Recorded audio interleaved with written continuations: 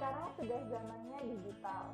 Pembangunan perpustakaan sekolah sebagai sarana sekolah tidak lagi membutuhkan waktu yang lama maupun biaya yang besar.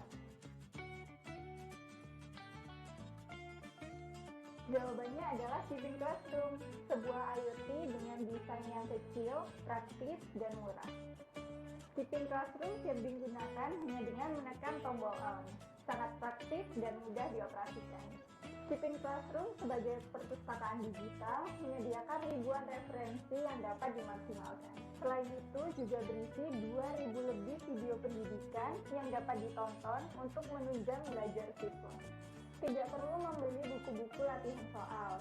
Siswa dapat memanfaatkan koleksi latihan soal yang terdapat dalam Shipping Classroom. Ratusan bacaan literasi menarik berupa komik yang syarat akan nilai-nilai moral, pengetahuan, sejarah, dan juga kesehatan. Tidak hanya sederetan konten yang telah disediakan, namun sekolah juga dapat menambahkan referensi-referensi lain berupa file PDF ataupun video untuk menambah koleksi perpustakaan sekolah. Silakan install aplikasi Shipping School yang tersedia di 3 platform, Android, iOS, dan Windows. Sambungkan Wi-Fi gadget ke Wi-Fi Shipping Classroom. Silakan download koleksi-koleksi yang ada di Shipping Classroom. Membangun perpustakaan digital hanya perlu 3 menit. Sekali on, sudah langsung bisa dimanfaatkan. Ayo lengkapi sekolahmu dengan perpustakaan digital Shipping Classroom.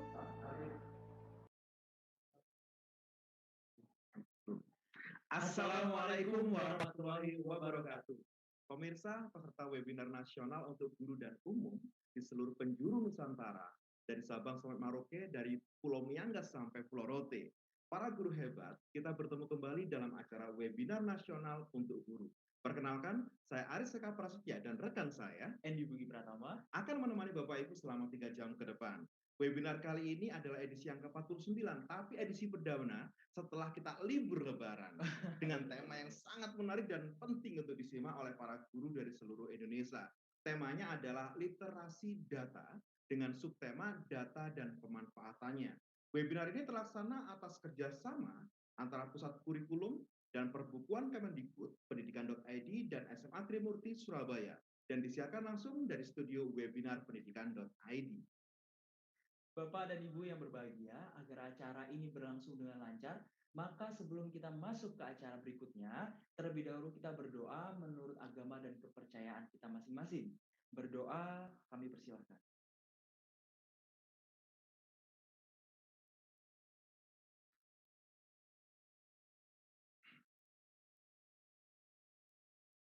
Berdoa tidak pernah usai.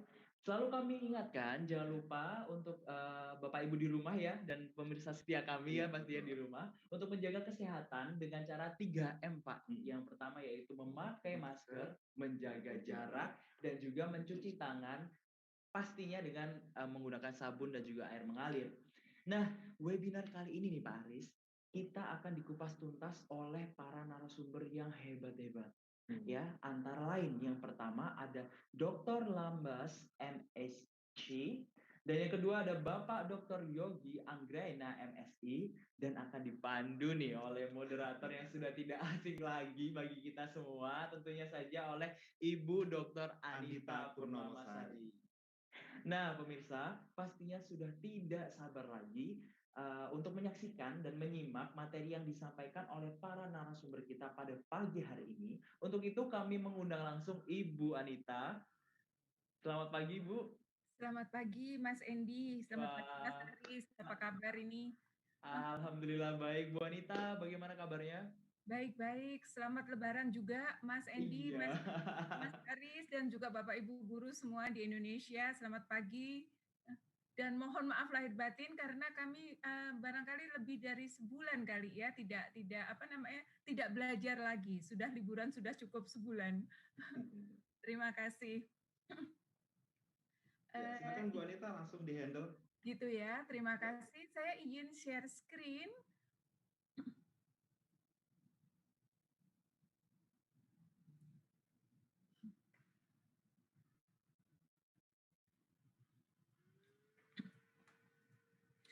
pada hari ini kita akan belajar mengenai data dan pemanfaatannya, khususnya tentang seluk-beluk data dan data dalam keseharian yang akan disampaikan oleh Bapak Dr. Lambas, dan juga untuk data dalam keseharian guru. Jadi para Bapak Ibu guru di sini akan belajar lebih detail nanti apa sih data itu di mata seorang guru. Kita akan belajar dari Bapak Yogi Anggraena dari Puskurku. Kemudian seperti yang kita tahu bahwa sehari-hari kita itu hanya mendengarkan 6 literasi dasar, yaitu literasi baca tulis, literasi numerasi, literasi sains, digital, literasi budaya dan kewarganegaraan, dan literasi finansial. Tetapi kali ini tiba-tiba temanya berubah menjadi literasi data. Apa sih sebetulnya literasi data itu? Dan bagaimanakah kita menerapkannya di dalam pengajaran kita sehari-hari? Dan tentunya sebelum kita bisa menerapkan dalam pengajaran kita sehari-hari, kita harus lebih dulu tahu, kita harus lebih dulu melek data itu seperti apa. Dan untuk itu pada hari ini kita akan belajar banyak dari Pak Lambas dan Pak Yogi untuk belajar lebih lanjut tentang apa itu data dan pemanfaatannya. Dan apabila Bapak dan Ibu memiliki pertanyaan, bisa langsung dituliskan di kolom chat di dalam YouTube-nya, bisa langsung dituliskan dan kami segera akan menjawab. Begitu. Dan untuk tidak lama-lama lagi, saya akan membacakan sedikit tentang CV daripada Pak Lambas. Dr. Lambas MSc, beliau adalah saat ini sebagai peneliti di Pusat Asesmen dan Pembelajaran Kemdikbud. Beliau menyelesaikan S1 Matematika di Medan. Di sini pasti ada teman-teman guru yang berasal dari Medan juga. Kemudian S2-nya tentang Statistics School of Mathematics and Statistics and Kent University di Canterbury, England. Dan S3-nya Teknologi Pendidikan di Pascasarjana UNJ Jakarta. Kemudian pengalaman yang terkait literasi data, beliau telah menyampaikan serangkaian workshop di di Thailand dan Chili. Beliau juga mengajar mata kuliah statistika, dan beliau juga narasumber dari berbagai macam workshop statistika dan komputasi awan menggunakan statistik. Baik, terima kasih. Saya sapa dulu Pak Lambas. Selamat pagi Pak Lambas. Apa kabar Pak Lambas? Mohon maaf, Pak Lambas masih di mute. Selamat pagi Bu Anita, selamat pagi Bapak dan Ibu sekalian semuanya seluruh Indonesia. Kabar baik di sini Bu Anita. Selamat pagi. Dan di sini saya juga ditemani oleh Bapak Mas Sudi dari SD, dari mana ini saya? Kemudian ada Bapak Yohanes Tatang dan Ibu Prisilia. Nanti kita akan bertanya jawab langsung dengan Pak Lambas, ya Pak Lambas ya. Yep. Tapi mohon disampaikan terlebih dahulu, dan kalau tengah-tengah seandainya kami ada pertanyaan, kami boleh mengajukan pertanyaan langsung ya Pak Lambas ya. Nanti boleh, saya akan dipimpin ya. Gitu ya Pak Lambas ya. Ya, silakan. Ya. Karena mohon maaf Pak Lambas, kami ini masih baru, masih awam sama sekali tentang data ini. Barangkali teman-teman guru yang lain juga demikian. Apa sih literasi data? Karena kami itu selama ini hanya kenal dengan 6 literasi dasar itu saja. Terima kasih. Silakan Pak Lambas, waktu saya berikan. Terima kasih Bu Anita. Jadi untuk itu Bapak dan Ibu mohon izin share screen ya. Jadi Bapak dan Ibu sekalian, perkembangan teknologi sekarang membuat komunikasi atau katakanlah penyampaian data itu sudah sangat-sangat berbeda. Kalau dulu umumnya ya data itu disajikan atau disampaikan ya dalam bentuk printed matter, ya barang cetakan yang tidak interaktif. Tapi sekarang ini ya penyajian data itu sudah sedemikian menarik dan memberikan tantangan pada kita sehingga kita bisa mengelaborasi apa yang terjadi pada data itu.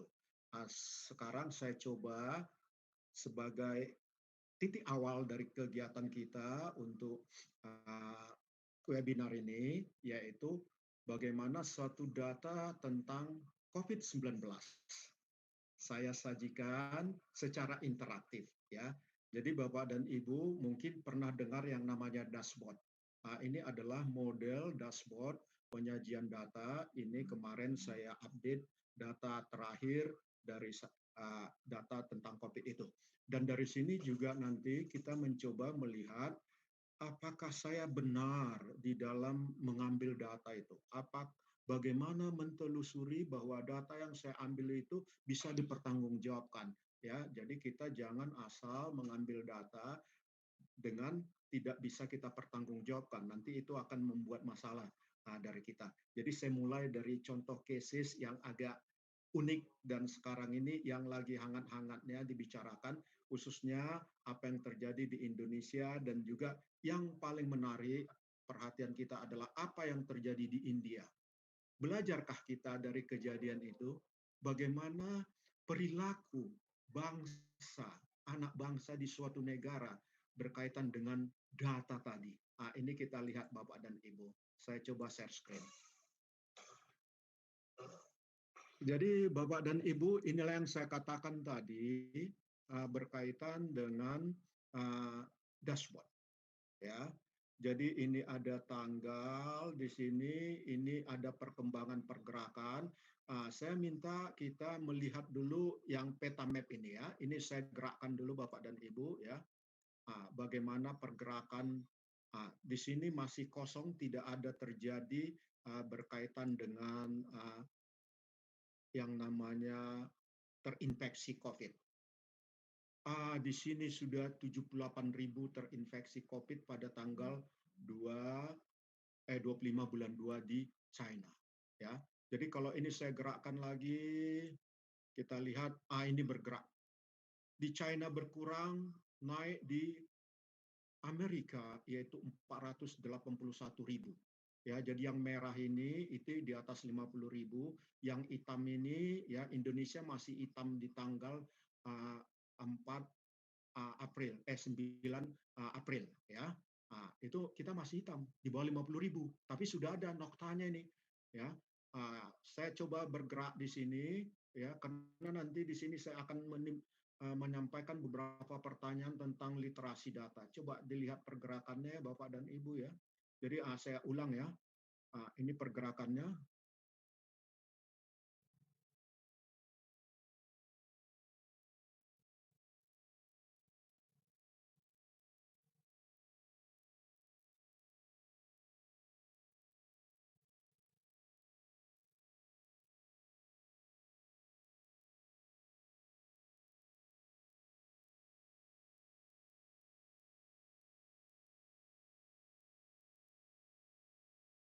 Ini yang terakhir sampai kemarin itu. Jadi kemarin itu tanggal, karena saya download ini datanya kemarin, ya, jadi terdownload terakhir itu 17 Juni, ya. Jadi yang paling tinggi itu adalah di Amerika 34 juta dan di India 30 juta. Ya. Sekarang bagaimana perilakunya? Kita lihat di sini ada ini sekarang kita lihat adalah grafik yang di bawah ini ya. Ini Indonesia, ini apa yang terjadi 14 hari kalau kita mau melihat data yang lebih singkat. Kalau melihat data 21 hari ini, kalau melihat data sebelumnya adalah yang ini. Jadi kalau kita lihat Indonesia perilakunya adalah seperti ini. Ya, nggak dapat tiba-tiba naik terus. Jadi posisi kita ini sampai naik ini, masih sekarang adalah naik ya. Kalau kita lihat balik misalnya ke negara yang pertama mendapatkan itu China, apa yang terjadi? Ini ya. Di sini dia naik ya. Jadi yang biru ini adalah totalnya, yang merah ini adalah penambahan atau pengurangan setiap harinya ya, karena ini adalah data harian. Jadi dia di sini naik, setelah itu totalnya itu nambahnya itu sedikit. Bandingkan tadi dengan negara-negara, katakanlah US. Kalau US ini dia naik, di akhir-akhir ini dia mulai agak mendatar. Ya, kalau kita lihat lagi misalnya perilaku, katakanlah yang meributkan, yang heboh informasinya sama kita, India, inilah dia. Disinilah yang terjadi peristiwa yang terkontaminasi dari Sungai Gangga. Ya, sekarang kita lihat tadi kita lihat dari China itu yang ini, ya. Ini. Saya mau tahu karena ini kan cukup panjang span waktunya, ya. Saya mau lihat ini di span waktu berapa ini. Ini saya coba geser dia, ya. Di sini, oke. Kemudian kita lihat di sini, ya sekitar di sini ya, sekitar 15 pertengahan bulan Februari, ya, itu dia sudah mulai secara totalnya itu sudah mulai datar. Penambahannya itu tidak terlalu tinggi ya. Memang ada lonjakan di sini. Tetapi negara kita apa yang terjadi di tanggal itu kalau kita lihat Indonesia adalah ini di Maret itu kita mulai, di April itu lonjakannya sangat-sangat tinggi ya. Dari sini kita lihat, kita harus belajar apa yang terjadi sebenarnya di sini. Ya. Jadi perilaku dari data-data ini, kalau kita telusuri ya dari berbagai negara, misalnya ini United Kingdom, ya, ini kita lihat dia. Ini kalau mau melihat secara keseluruhannya, ya, ini dia masih pangkat 6, ya. Jadi dia 4 kali 10 pangkat 6, jadi sudah jutaan ya. Ini dia apanya secara totalnya. Jadi dari sini kita lihat perilaku-perilakunya bahwa yang paling cepat menangani permasalahan COVID itu adalah China. Dan negara-negara lain ya dari data ini menunjukkan bisa saya katakan tell me, telat mikir atau tidak mau tahu ya, atau menganggap remeh ya. Seharusnya kita sebagai bangsa, kita sebagai individu, kita akan lebih baik kalau kita belajar dari pengalaman orang lain ya. Supaya apa? Supaya jangan terjadi bagi diri kita. Jadi kita baru India terjadi, kita tidak belajar apa yang terjadi di India. Ya, kita bukan menyalahkan siapa-siapa, tapi kita menyalahkan diri kita sendiri secara bangsa gitu ya. Karena terjadi pelonjakan yang hebat, yang kabar-kabarnya sampai ada keinginan atau katakanlah diskusi-diskusi untuk melakukan lockdown. Ya, inilah sekitar gambaran bagaimana sekarang teknologi itu berkomunikasi untuk mengkomunikasi data dan informasi itu secara interaktif. Mungkin yang paling mudah Bapak dan Ibu, ini sebenarnya tersedia. Saya nggak tahu ya, Bapak dan Ibu di sini apakah sudah terbiasa dengan yang namanya antarmuka atau interface dari Google Trend. Ya. Jadi Google Trend itu kita bisa melihat sesuatu informasi yang sangat berharga di suatu negara, bahkan di satu kota, bahkan dalam span waktu tertentu. Ya, informatif sekali. Itu silakan catat Bapak dan Ibu, buat keyword Google Trend, masukkan nanti ke mesin pencari, baru klik di sana, nanti Bapak dan Ibu bisa mengelaborasi lebih canggih dari apa yang saya tunjukkan di sini ya, karena fitur-fiturnya banyak ya. Kalau misalnya servernya kuat ya, kita bisa menghasilkan fitur-fitur yang banyak. Kalau tidak akan menimbulkan permasalahan. Itu dia. Jadi bagaimana ini dia Pak? Ini saya katakanlah muncul ya, itu adalah saya munculkan tentunya ya dengan satu ini ya. Ini harus stop share juga ya dulu ya. Oke, saya share screen ya. Itu saya munculkan dari yang ini. Inilah yang namanya R statistik ya. Belum muncul ya? Wah, saya mati satu ya. Oke. Sekarang Bapak dan Ibu bagaimana? Sudah kelihatankah ini? Saya nggak bisa melihat apakah ini sudah sampai di screen Bapak dan Ibu ya, karena belum ya. You are sharing. Oke lah kalau gitu ya. Saya nggak bisa memonitor itu. Dulu ya. Barangkali Pak. Oke, ini kan udah stop saya ya. Ya, Stop. share screen lagi Pak. Oke, share screen. Dia. Oke, share. Ini dia. Betul. Sudah ya. Jadi ini semua ya. Ini dari sini aja saya jalankan gitu. Jadi kalau mau ini saya matikan dulu ya. Ini saya matikan ya. Saya klik aja nih. Bapak dan Ibu nanti mudah-mudahan sanggup dia. Ini dia. Hadirnya itu adalah seperti ini. Jadi makanya saya khawatir apakah sanggup menggunakan ini sekalian saya fungsikan sebagai server. Ini dia. Ya. Jadi ini dia. Sekarang pertanyaan, dari mana data ini saya ambil? Ya, kita jangan asal mengambil data. Ya, kita harus yakin bahwa data yang saya gunakan itu ini sumbernya. Ya, ini sumbernya. Kita lihat bagaimana cara menyelidiki data. Ctrl C. Saya stop share screen dulu. Ya, baru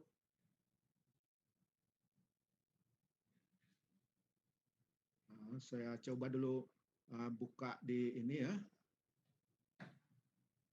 Buka di apa? Oh, agak berat juga dia mungkin ya. Tapi nggak apa-apa, agak sabar menunggu. Atau mungkin servernya saya matiin dulu.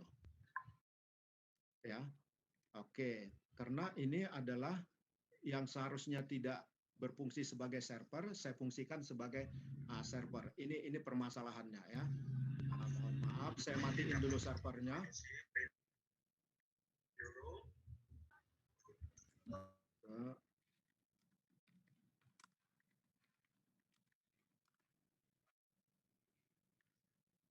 Oke, saya matiin satu lagi ya Bapak dan Ibu. Mudah-mudahan sudah saya copy ini. Saya ulangi, copy, saya matiin dulu.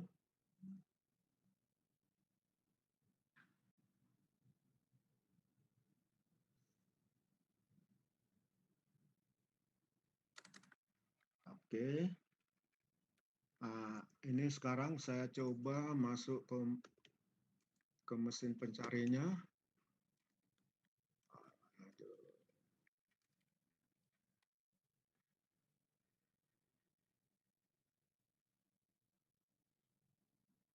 Ctrl C.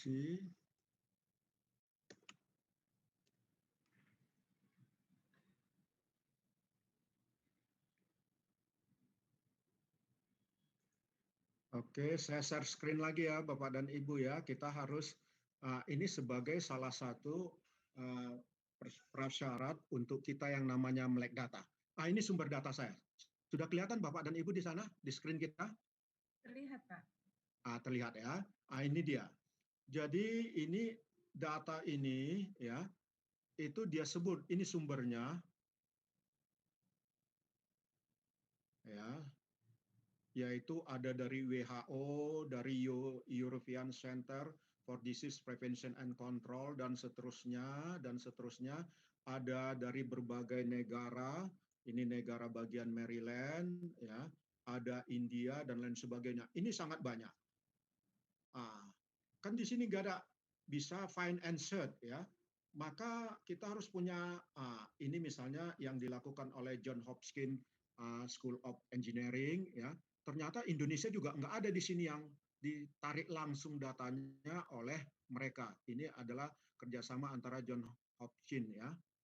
Sekarang bagaimana saya mengetahui bahwa ada nggak data kontribusi Indonesia di sini?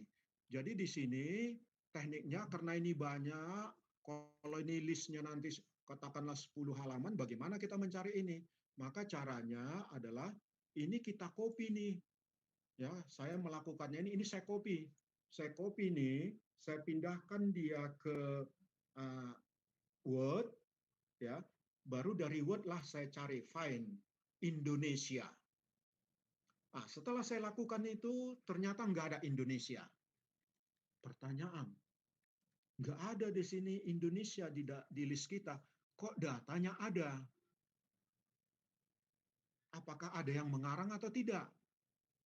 Ya kan? Jangan-jangan datanya ini tidak benar gitu kan?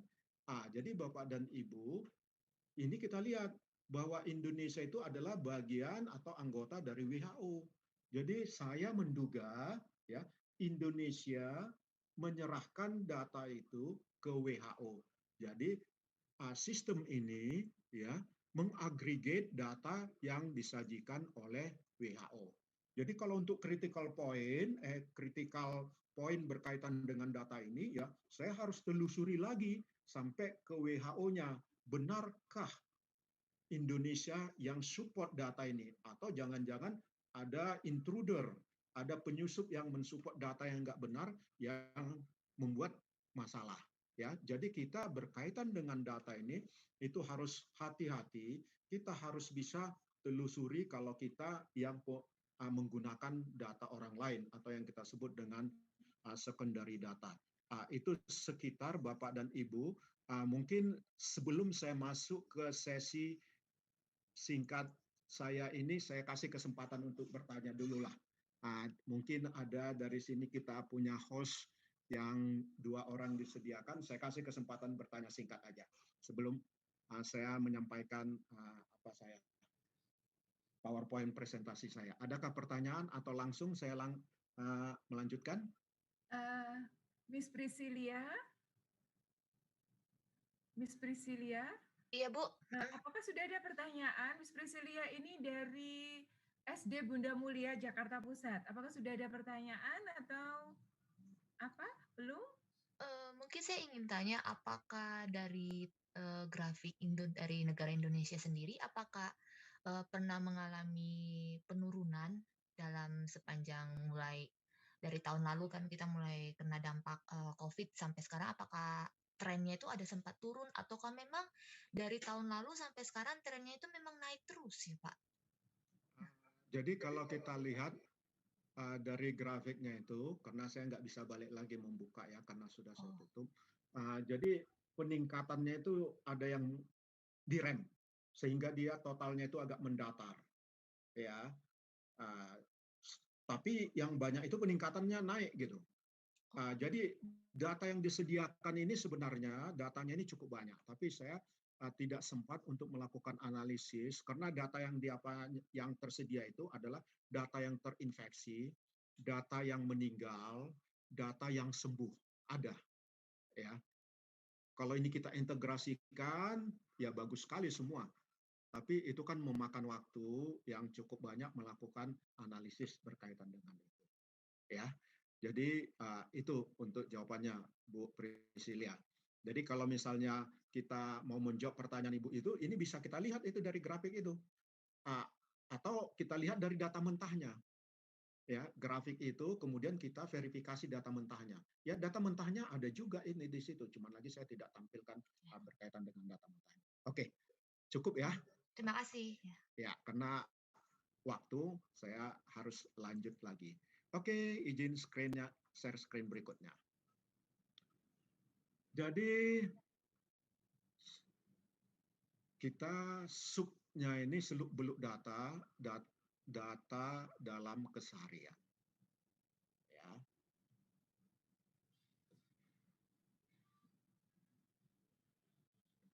Jadi kerangka materinya, jadi kita punya 3 rangkaian webinar. Tujuannya adalah membangun literasi data, atau diharapkan bahwa kita peserta webinar ini ya melek data lah. Jadi sesi pertama ini saya akan membahas mengapa perlu kita itu melek data. Apa itu data, apa itu informasi, apa itu literasi, dan apa literasi data. Kemudian data dalam kehidupan sehari-hari, saya nanti akan menyampaikan, baru dilanjutkan oleh Pak Yogi nanti data dalam pekerjaan sebagai guru, mungkin data-data yang terdapat di sekolah yang mendapat perhatian kita karena ada kebermanfaatannya. Itu nanti bisa kita lihat sepintas dari apa yang saya sampaikan. Saya merefer dulu, karena kita ini dalam sistem pendidikan kita kan agak hangat-hangatnya ini, yang namanya PISA, ya, yang akan dilaksanakan seharusnya 2021, tapi karena masalah pandemi COVID ini, maka dilakukan penundaan. Mudah-mudahan tidak ditunda lagi di 2022. Jadi PISA 2021 itu ya berkaitan dengan literasi matematika.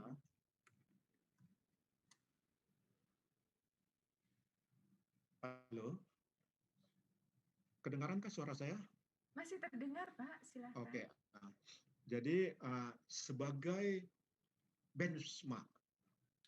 Ya, di dalam mathematical literacy atau literasi matematik di PISA 2021 framework-nya, ya, framework nomor 21 mengatakan begini. Literasi matematik itu suatu kapasitas individu dalam berargumentasi secara matematik, dalam merumuskan, menggunakan, dan menafsirkan matematik untuk menyelesaikan masalah dalam berbagai konteks dunia nyata. Ya, jadi ternyata sekarang ini definisi literasi itu tuntutannya sudah cukup apa ya, dimensinya itu banyak dan membutuhkan suatu kemampuan. Ya, jadi bukan hanya sekedar tahu, tapi ini adalah suatu kompetensi berkaitan dengan literasi. Jadi literasi matematika itu termasuk katanya di situ ada konsep, ada prosedur, ada fakta, ada perangkat untuk menggambarkan, menjelaskan, dan memprediksi fenomena. Ya, literasi matematika membantu individu untuk mengetahui peran matematika di dunia, membuat pertimbangan yang berdasar, dan terlibat dalam membangun keputusan yang dibutuhkan, serta merefleksikan warga abad 21. Jadi literasi itu adalah refleksi dari abad 21. Kemudian PISA ini dia melakukan elaborasi dari framework 2000, ini terbalik ya. Ini saya, ya, dari 2021 yang akan datang, kemudian sebelumnya itu 2003 dan 2012, ya. Jadi mereka menyadari ada pergeseran kebutuhan siswa.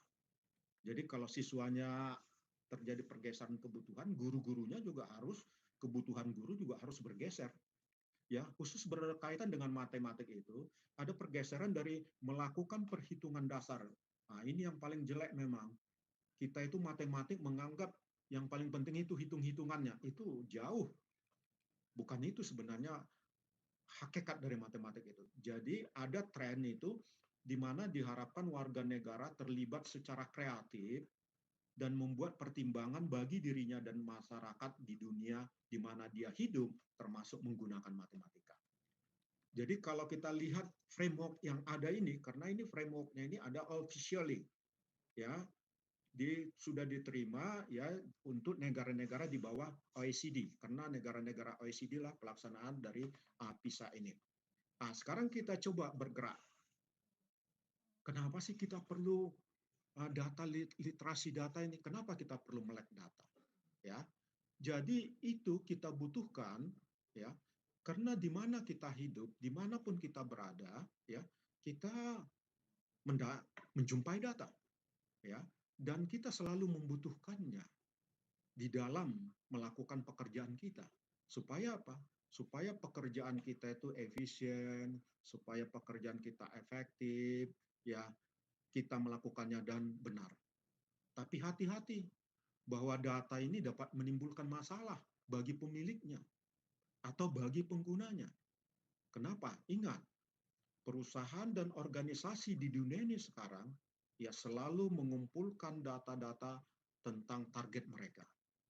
Bapak dan Ibu pengguna gadget, pengguna komputer, ya. Bapak dan Ibu dimonitor. Apa yang Bapak Ibu buka? Apa yang Bapak Ibu beli? Ya. Apa yang Bapak Ibu dengarkan, ya, di mana alamat Bapak dan Ibu. Sampai ke usia Bapak dan Ibu itu mereka bisa monitor, ya. Kenapa? Karena pada saat kita katakanlah mendaftar untuk suatu aplikasi, data-data itu dimintanya. Ya, selain menimbulkan masalah, ya juga dia dapat menyelesaikan masalah, memudahkan kita di dalam kehidupan ini, membuat pekerjaan kita efisien, efektif, dan benar. Kenapa dia menimbulkan masalah?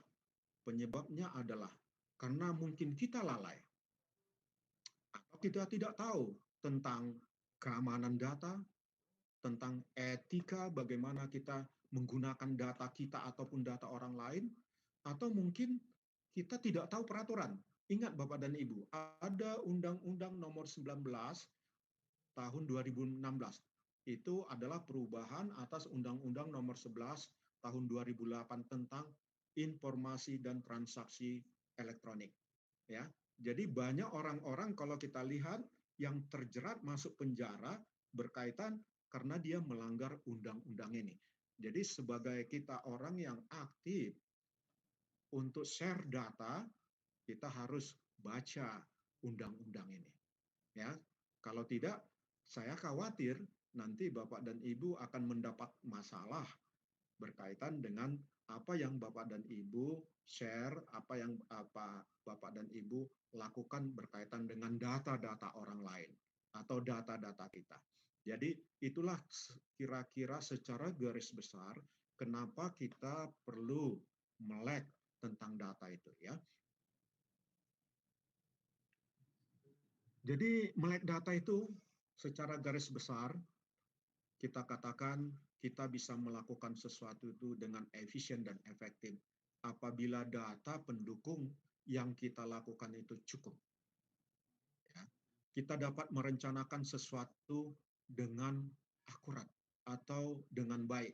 Jadi Bapak dan Ibu guru tentu harus mempunyai data tentang siswa kita, level dan pengalaman siswa kita dalam belajar supaya kita bisa melakukan perencanaan pembelajaran yang baik, yang akurat. Karena kalau Bapak dan Ibu tidak punya data, maka saya yakin bahwa efektivitas atau efisiensi pembelajaran yang kita lakukan itu mungkin banyak yang hilangnya daripada yang didapatkan oleh siswa kita. Jadi melalui data ini kita bisa membuat keputusan yang tepat, ya dengan data yang cukup kita membuat keputusan katakanlah apakah kita membuat anak kita tinggal kelas atau naik kelas. Jadi berkaitan dengan hal-hal keputusan yang bersifat kritis, maka data-data pendukungnya ini sangat-sangat dibutuhkan dan kita harus mengolahnya dengan cara yang baik. Kenapa? Karena ini akan dapat menimbulkan masalah bagi kita pembuat keputusan dan bagi orang yang dikenai dengan keputusan itu. Ya, dengan data juga kita bisa melakukan dengan monitoring dengan tepat, kita bisa melakukan evaluasi dengan akurat, kita membuat kebijakan dengan tepat, dan kita juga dapat melakukan analisis, melakukan prediksi, dan membuat petunjuk lebih akurat. Jadi karena ini bersifat normatif, saya tidak elaborasi, tapi kalau ada nanti pertanyaan-pertanyaan bisa ditanyakan, karena saya harus memberi fokus pada sisi yang lain. Ya. Sekarang kita lihat data dan informasi. Ya. Sekarang ini batasan antara data dan informasi itu kabur. Jadi harus kita lihat dari konteks definisinya. Ya, data itu adalah sesuatu yang melekat pada objek.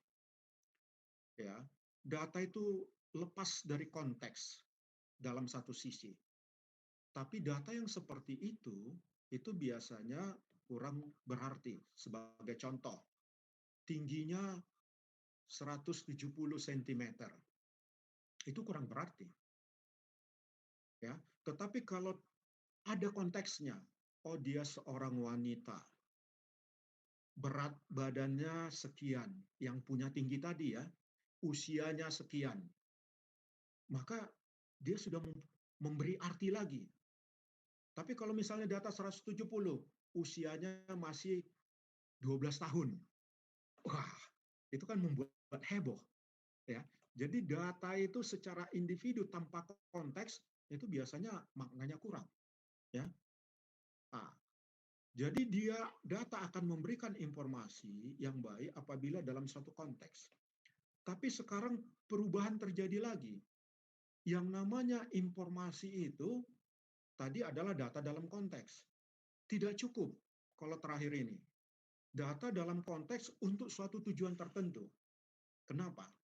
Sekarang misalnya pengolahan data yang bersifat kualitatif.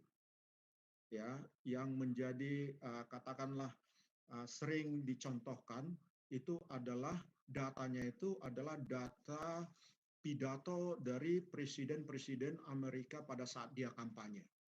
Ya, itu kan sudah informasi, tapi itu merupakan satu data di dalam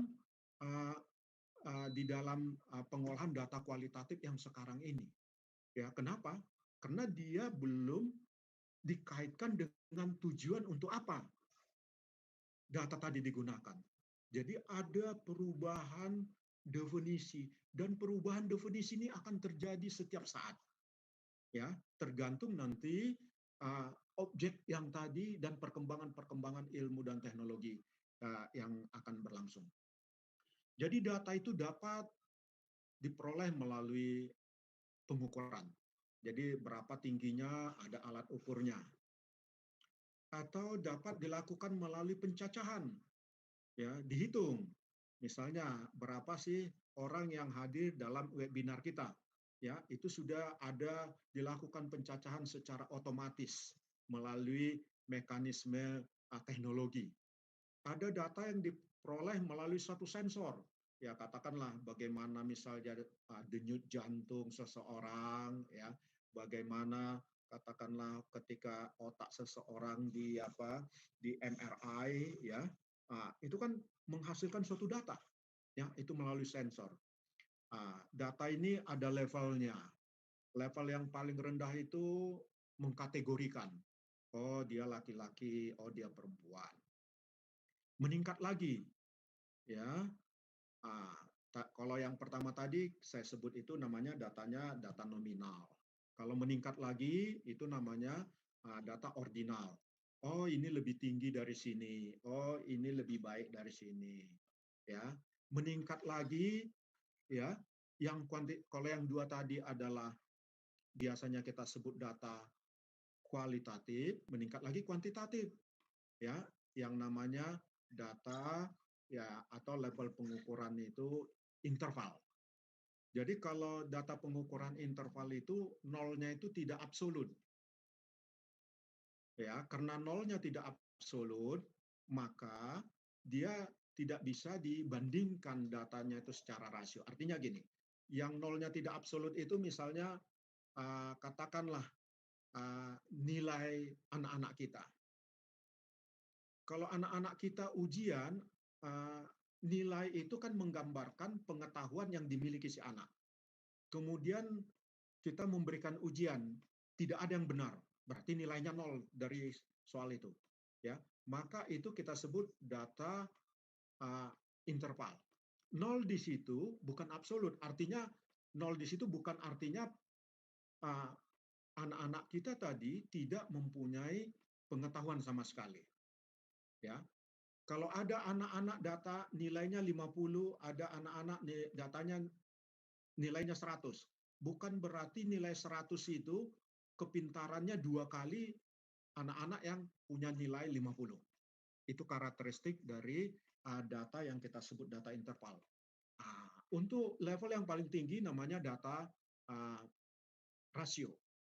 Ya, data rasio ini itu yang paling tinggi, yaitu nolnya itu sudah absolut. Ya, itu pengukuran tinggi. Jadi kalau ada anak tingginya 1 meter, setengah meter, ada anak tingginya 1 meter atau 1,5 meter, maka anak yang tingginya 1,5 meter itu tingginya adalah 3 kali anak yang tingginya setengah meter. Ya, itu yang data level yang paling tinggi. Kemudian ada data yang sangat panjang menurut pengukuran waktu, ya, itu yang kita sebut dengan time series. Ya, ini banyak dilakukan misalnya untuk data kependudukan, ya, kemudian data suhu, sehingga mereka bisa memprediksi, ya, sekian tahun lagi kalau tidak ada action yang dilakukan, suhu bumi akan meningkat sekian derajat dan lain sebagainya. Itu diperoleh melalui data time series. Ya, data itu bisa berupa angka, bisa berupa teks, bisa suara, bisa gambar, bisa berupa posisi atau spasial. Jadi misalnya di mana sih kita berada, ya, di latitude berapa, di longitude berapa, itu data posisi. Sekarang saya masuk kepada yang berikutnya, yaitu data sehari-hari dan sumbernya. Ya. Oh, ternyata sebelum sampai ke sana, ada data dan informasi itu yang perlu kita lihat, untuk apa data itu. Jadi data itu untuk menggambarkan objek dari mana data itu berada. Ya, jadi kalau datanya lengkap, objek itu bisa kita tahu gambarannya seperti apa. Atau bisa juga menggambarkan kecenderungan dan distribusi suatu objek. Ya, bisa juga kita gunakan untuk mengklasifikasi suatu objek. Misalnya sebagai contoh, namanya ikan paus. Namanya. Tapi kalau klasifikasinya, klasifikasi mana dia? Masuk klasifikasi ikan kah dia? Oh tidak, dia malah masuk klasifikasi mamalia. Nah, itu bisa diklasifikasikan melalui data-data. Ya. Dan data itu nanti digunakan untuk memprediksi suatu objek atau fenomena-fenomena alam. Ya. Jadi dari data-data ini yang paling banyak sekarang digunakan sebagai contoh yang paling sederhana itu adalah data yang berkaitan dengan maaf ya Bapak dan Ibu ada gangguan sedikit. Yang berkaitan dengan ini ya, ramalan cuaca ya. Jadi data-data ramalan cuaca ini harus kita manfaatkan. Memang kita belum terlalu memanfaatkan itu secara maksimal karena jarang fenomena-fenomena alam terjadi yang ekstrim tiba-tiba. Tetapi untuk beberapa negara ya, ini sangat banyak menjadi bahan pertimbangan mereka ya, bahwa data itu mempunyai suatu variasi. Ya, dua objek yang mirip, katakanlah anak kembar, ya, datanya itu belum tentu identik atau datanya sama, ya. Dan data itu terjadi perubahan, makanya kita lihat konteks. Oh, si A tingginya sekian sentimeter. Kapan itu? Nah, itu harus jelas. Pada usia berapa dia? Ya, kenapa? Karena bisa data itu nanti akan berubah sesuai dengan perubahan waktu. Yang paling perlu bahwa kita harus menjaga data itu terorganisasi dengan baik dan aman supaya jangan disalahgunakan. Ingatlah ya bahwa banyak pencuri-pencuri data mencoba mengambil data kita ya untuk digunakan hal-hal yang tidak baik. Ya, ini harus hati-hati kita. Jangan kita menjadi korban berkaitan penyalahgunaan data. Dan kita juga jangan menjadi korban karena menyalahgunakan data orang lain atau data kita sendiri. Ya, dari data kita bisa mengelaborasi banyak hal, ya, sehingga bisa memunculkan banyak cerita yang berbeda-beda. Karena tadi di dalam literasi yang dikeluarkan OECD di literasi matematik itu katanya berkontribusi terhadap masyarakat. Nah, di sini juga kita harapkan bahwa bagilah cerita data Anda secara bertanggung jawab. Kenapa? Karena supaya orang lain ya belajar dari data atau informasi yang kita miliki. Sebagai contoh misalnya, kalau kita punya pengalaman bagaimana kita bisa sembuh dari COVID dengan cepat dan baik, ya apa kiat-kiatnya, nah itu perlu kita bagi supaya menjadi bahan bagi orang lain untuk belajar dari pengalaman kita atau mendapatkan kebermanfaatan. Masyarakat mendapatkan kebermanfaatan dari data kita. Jadi data dalam kehidupan sehari-hari ini sebagai klasifikasinya masih banyak lagi tentunya, nggak bisa saya sebutkan satu persatu. Jadi yang pertama itu misalnya ada berita dan informasi katakanlah tentang COVID, ya berapa jumlahnya, kemudian apa kebijakan yang dilakukan pemerintah sekarang ini berkaitan dengan itu yang harus kita patuhi. Tentunya ada suatu tujuan yang baik, ya, yaitu bagaimana supaya pandemi ini tidak menjadi meluas dan tidak menyebabkan masalah besar bagi bangsa kita. Ya, marilah kita kita ikuti termasuk prokes-prokes dan kebijakan-kebijakan pemerintah berkaitan itu. Dengan ramalan cuaca, ya, kalau ada adanya peringatan dini, kita bisa melakukan persiapan-persiapan sedini mungkin akan adanya terjadi supaya jangan mendapat masalah. Kalau katakanlah sebagai contoh tentang ramalan tsunami, adanya gempa dan lain sebagainya. Dan ini juga misalnya bisa kita gunakan supaya apa? Kalau kita melakukan perjalanan kita aman, ya, perjalanan kita tepat waktu, ya. Kalau misalnya penerbangan supaya dia mungkin menunda perjalanan karena akan adanya badai di suatu tempat atau mengalihkan rute dan lain sebagainya.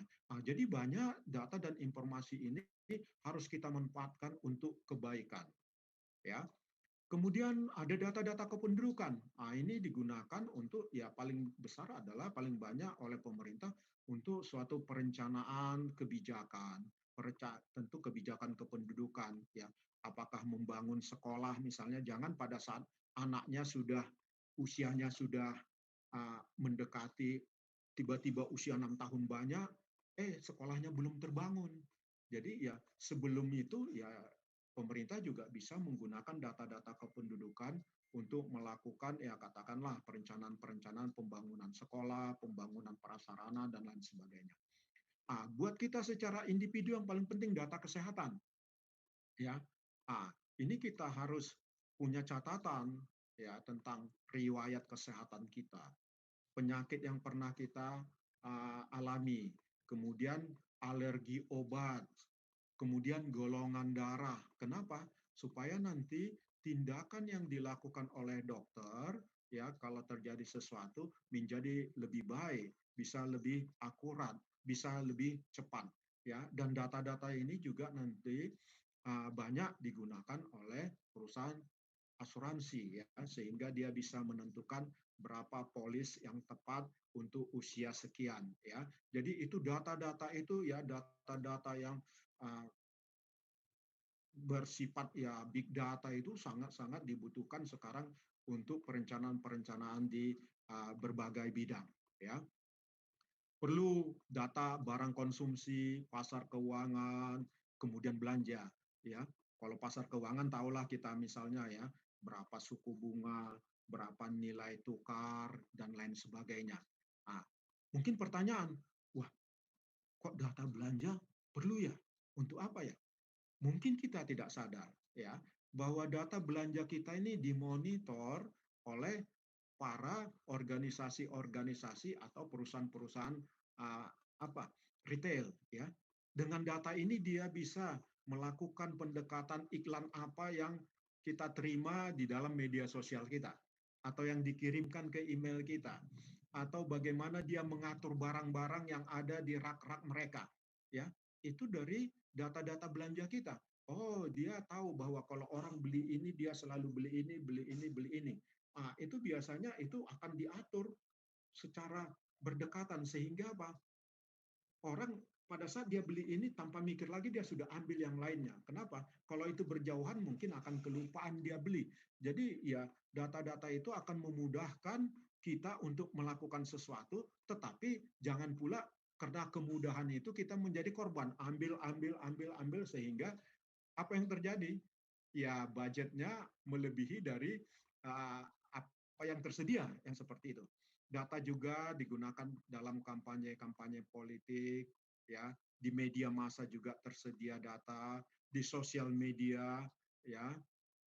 Data itu ada mungkin terjadi dalam komunikasi pribadi atau komunikasi terbuka, ya. Yang perlu hati-hati, ya. Jangan kita korban hoax, ya, yang kita terima melalui media-media sosial. Jadi kita harus bisa cerdik dan cermat untuk melakukan tracing, ya, terhadap data-data yang kita peroleh.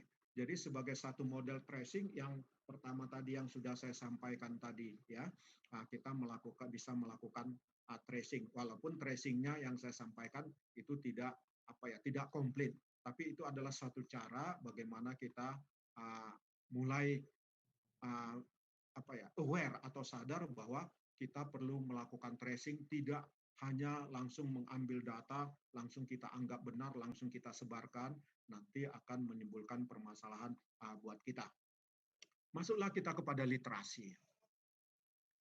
Ya, jadi literasi ini punya apa ya? Punya sejarah yang panjang tentang definisi literasi. Kalau dulu literasi itu di awal-awal ya kemampuan membaca dan menulis saja sudah cukup ya. Baru UNESCO pada tahun 2003 itu memunculkan definisi literasi yang cukup komprehensif, melibatkan banyak dimensi. Jadi katanya gini, literasi adalah kemampuan mengidentifikasi, memahami, menginterpretasi, mencipta, mengomunikasi, dan menghitung menggunakan materi cetak dan tertulis dalam konteks yang bervariasi. Ya, jadi kalau kita lihat Bapak dan Ibu definisinya cukup komprehensif benar. Kalau kita kaitkan ini langsung ke literasi yang kita sampaikan sekarang, waktunya nggak cukup. Ya, karena sudah tuntutannya menurut definisi ini, apalagi menurut definisi yang dimuat di dalam apa tadi ya, di dalam PISA itu sangat panjang. Ya, jadi literasi data itu apa? Ada yang mengatakan kemampuan membaca, menulis, memahami data, sama seperti kemampuan membaca menulis dalam bahasa yang sederhana. Ya. Tapi ada juga yang mengatakan kemampuan mengumpulkan. Sudah dapat dia kumpulkan, dia harus bisa kelola itu, bisa dievaluasi itu benar atau tidak, ya. Kemudian dia bisa analisis itu, kemudian dia gunakan itu dengan cara yang kritis. Artinya apa? Dia harus bisa mempertanggungjawabkan ya apa evaluasi, apa analisis yang dia lakukan. Ya. Ada lagi yang mengatakan harus bisa membaca data, bekerja dengan data, dan mengkomunikasikan data dengan menempatkannya dalam konteks yang tepat. Ya, jadi memang data itu yang paling perlu adalah satu konteksnya harus tepat. Ya, jangan kenapa data yang sama dengan konteks yang berbeda itu akan menghasilkan cerita atau analisis yang berbeda. Jadi konteks data itu sangat perlu menjadi perhatian kita. Yang lebih tinggi lagi katanya di sini itu adalah seperti ini, merujuk kepada pengetahuan, keterampilan, dan kecenderungan untuk menggunakan data secara aman. Ingat, aman ya. Beretika. Jadi aman beretika dalam menginformasikan dan melakukan sesuatu. Ya. Baru setelah itu katanya lagi, ini yang paling tinggi lagi adalah kemampuan untuk mempertanyakan dan menjawab pertanyaan dunia nyata tentang data set yang besar dan kecil. Jadi ini sudah mulai merembet ke arah big data, ya, melalui proses penyelidikan dengan memperhatikan etika penggunaan data, ya. Dan di sana diharapkan bahwa mereka mengatakan melek data itu seharusnya tidak dilabelkan kepada saintis atau data spesialis, tetapi untuk semua orang perlu melek data. Ya, melek data itu mengukur kemampuan seseorang, dia bisa membacanya, dia bisa bekerja dengan data, menganalisis dan berargumentasi dengan data. Ya, tentu menganalisis di sini dengan katakanlah statistika yang sederhana. Kenapa? Karena menganalisis di sini sangat luas. Dan disinilah terjadi semacam pendefinisiannya itu bisa pendefinisian karet yang berkaitan dengan literasi ini. Jadi mau pendefinisian mana yang kita buat itu nanti berkaitan dengan kompleksitas yang akan terjadi dari pendefinisian itu. Jadi ini tinggal beberapa lagi. Literasi data itu yang melibatkan kemampuan mengakses dan memunculkan data dari objek. Jadi kita bisa harus meng-create data dari objek yang kita miliki. Kita bisa mengelolanya dan mengamankannya, kita bisa mengevaluasinya, apakah kita salah dalam mendapatkan datanya dan bisa menafsirkannya.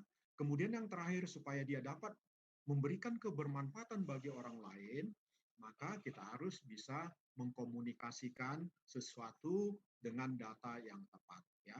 Jadi dari definisi ini saya yakin nanti masih bergerak. Ya, kenapa? Karena kompleksitas data itu makin banyak berubah, kemudian teknologi yang berkaitan dengan data berubah, sehingga nanti definisinya juga akan berubah. Dan definisi yang ada kalau kita buka dalam buku-buku, mungkin dia akan beririsan dengan ada yang namanya literasi statistik, ada yang namanya literasi informasi, dan ada yang namanya literasi digital. Ya, nanti irisan-irisan itu akan terjadi. Jadi itu adalah suatu hal yang bisa terjadi kalau Bapak dan Ibu misalnya membuka sumber-sumber yang ada. Ini yang terakhir, yaitu ada MIT profesor namanya Catherine, saya nggak berapa paham ini membacanya, di Ignazio atau apa itu. Ya, jadi orang yang melek data itu bisa membaca data. Membaca itu artinya memahami data dan aspek yang diwakilinya. Bisa bekerja data, termasuk bisa dia mengumpulkannya, bisa dia memunculkannya, bisa mendapatkannya, bisa membersihkannya, karena data yang kita peroleh mungkin masih ada errornya, masih ada duplikasi yang tidak seharusnya terjadi, dan bisa mengelolanya. Baru menganalisis data, termasuk memfilter mana yang benar, mana yang out of date, mana yang harus digunakan, dan lain sebagainya. Bisa mengurutkan, ya kalau datanya sedikit mengurutkannya gampang, tapi kalau datanya banyak mengurutkannya nggak mudah lagi tuh, ya. Makanya masuk di sini mengurutkan. Dan juga meringkas atau mengagregat datanya, melakukan operasi analitik lainnya pada data. Ya, tentu operasi analitik di sini adalah operasi-operasi statistik pada data. Yang terakhir adalah bagaimana kita berargumentasi dengan data, menggunakan data mendukung narasi yang dimaksudkan mengkomunikasikan atau cerita pada pendengar tertentu. Ya, inilah karena keterbatasan waktu saya khawatir, jadi saya harus agak lebih cepat. Terima kasih Bapak dan Ibu sekalian atas perhatiannya. Semoga bermanfaat. Untuk lebih lanjut saya serahkan kepada Bu Anita. Terima kasih banyak Pak Lambas, terima kasih banyak. Saya menyimpulkan satu tadi Pak yang sangat yang sangat masuk di pikiran saya, bahwa dalam berargumen pun kita harus berbasiskan data, berargumen dengan data. Jadi tidak asal ngotot, tidak asal teriak, tidak asal gitu. Begitu ya Pak ya? Kira-kira seperti itu. Terima kasih banyak Pak Lambas. Oke, untuk selanjutnya saya berikan waktu dan kesempatan kepada Bu Prisilia atau Pak Masudi dulu.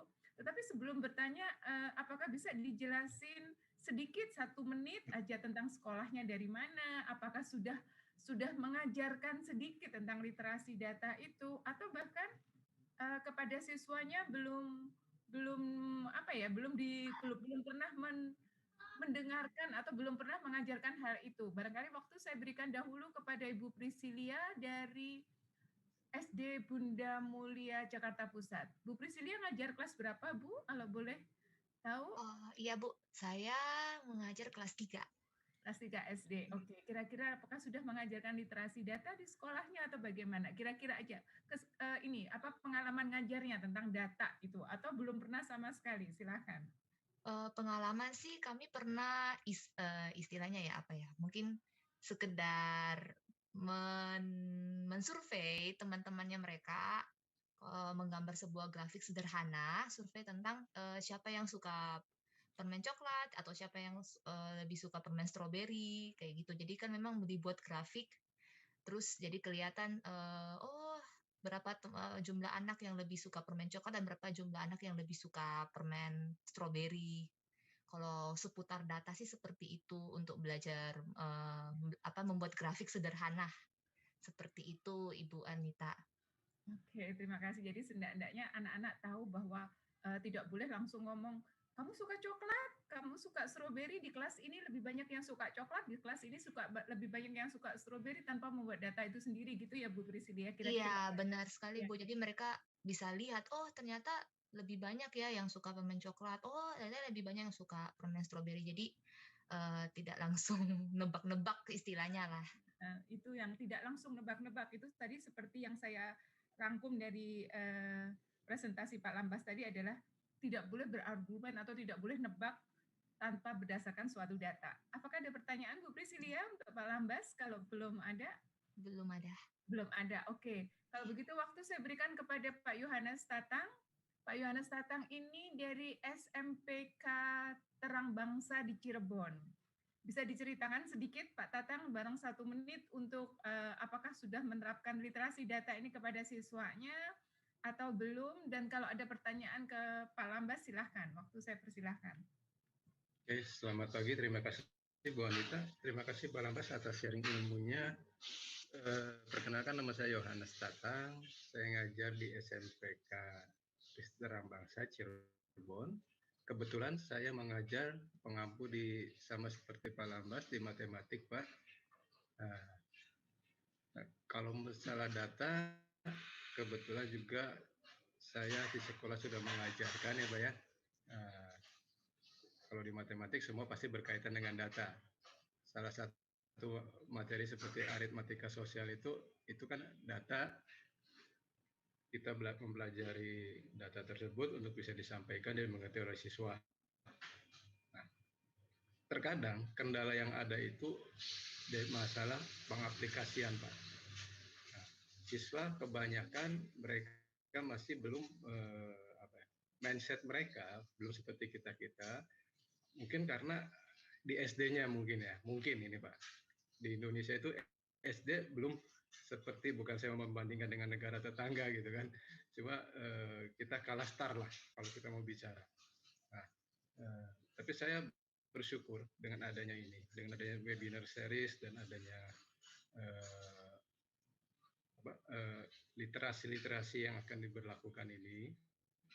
Literasi data ini penting sih Pak. Nah, yang menjadi suatu pertanyaan Pak Lambas bisa dibantu misalnya.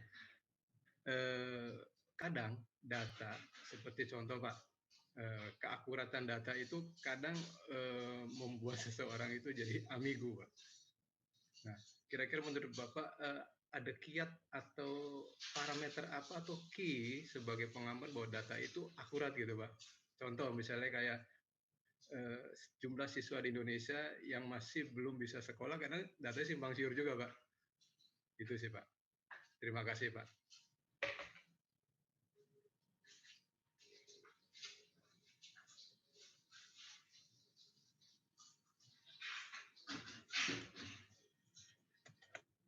Sorry.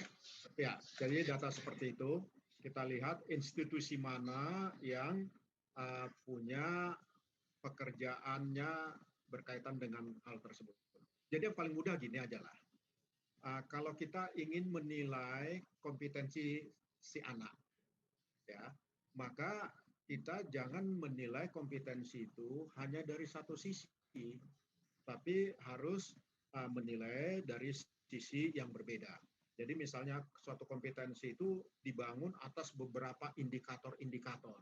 Ya, dari indikator-indikator itulah baru kita sajikan kita bangun suatu instrumen untuk mengukur apakah kompetensi yang dimaksud itu sudah tercapai.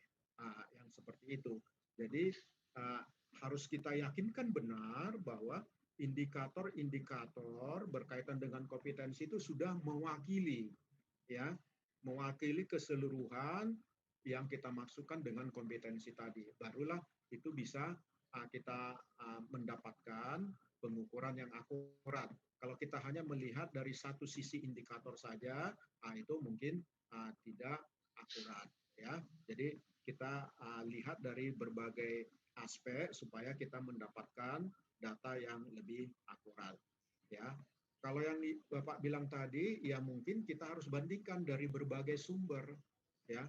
Nanti sumber yang paling banyak menghasilkan data yang sama ya secara garis besar itulah yang kita lebih percayai untuk lebih tepat data yang kita inginkan tadi. ya. Itu berkaitan dengan keakuratan data, karena Bapak tadi menanyakan keakuratan data ya, katakanlah tentang anak-anak yang belum sekolah dan lain sebagainya. Ya, oke, terima kasih Pak. Terima kasih Pak Tatang atas pertanyaannya. Pak Masudi, apakah bisa videonya bisa dinyalakan Pak Masudi? Apakah ada yang bisa di-sharingkan Pak Masudi? Pak Masudi mengajar di sekolah mana, kelas berapa, dan bagaimana penerapan literasi data itu di sekolah Bapak, dan apabila ada pertanyaan lebih lanjut kepada Pak Lambas, kami persilahkan Pak. Assalamualaikum warahmatullahi wabarakatuh. Saya nama lengkapnya Masudi. Saya mengajar di kelas 5 SD swasta Al-Wasliyah 74 Sidomukti, Kecamatan Kota Kisaran Barat, Kabupaten Asahan, Sumatera Utara. Jauh ya Pak ya dari Asahan. Iya, dari Asahan. Nah, ini kalau untuk mengajarkan data, kebetulan saya ini kan ngajar di kelas 5. Di kelas 5 itu sudah ada materi untuk anak kelas 5 itu tentang mengenal data dan pengolahan data.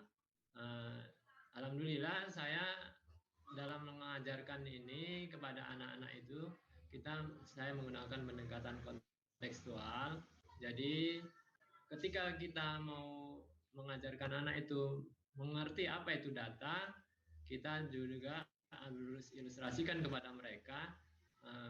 Ketika kita mau menyampaikan, saya sampaikan kepada anak-anak, kamu hanya baru bisa mengatakan si A itu punya ciri-ciri seperti ini, harus ada datanya, begitu kan. Contoh kita memperkenalkan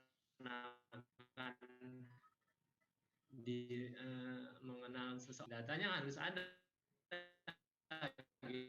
gitu kan. Ada bersumber dari biodata seperti yang disampaikan oleh Bu Prisil tadi.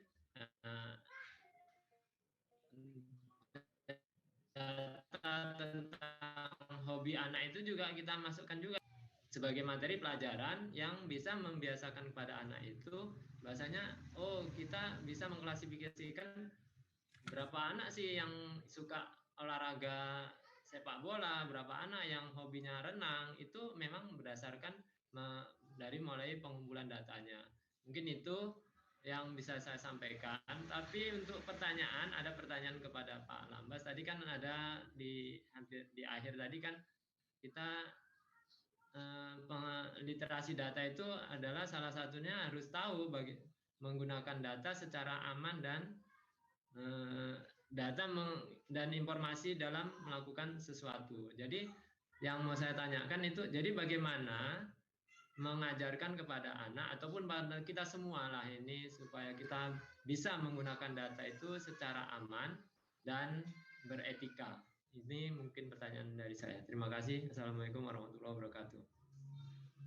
Ya, oke. Jadi yang paling banyak ini kan sekarang ini yang kita harus hati-hati, yaitu kalau ada misalnya informasi khususnya di paket-paket aplikasi apapun dia yang berkaitan dengan data-data pribadi, ya, itu harus hati-hati, apalagi yang khususnya berkaitan dengan data-data banking, ya. Nah, itu kita harus hati-hati benar. Yang namanya password, ya.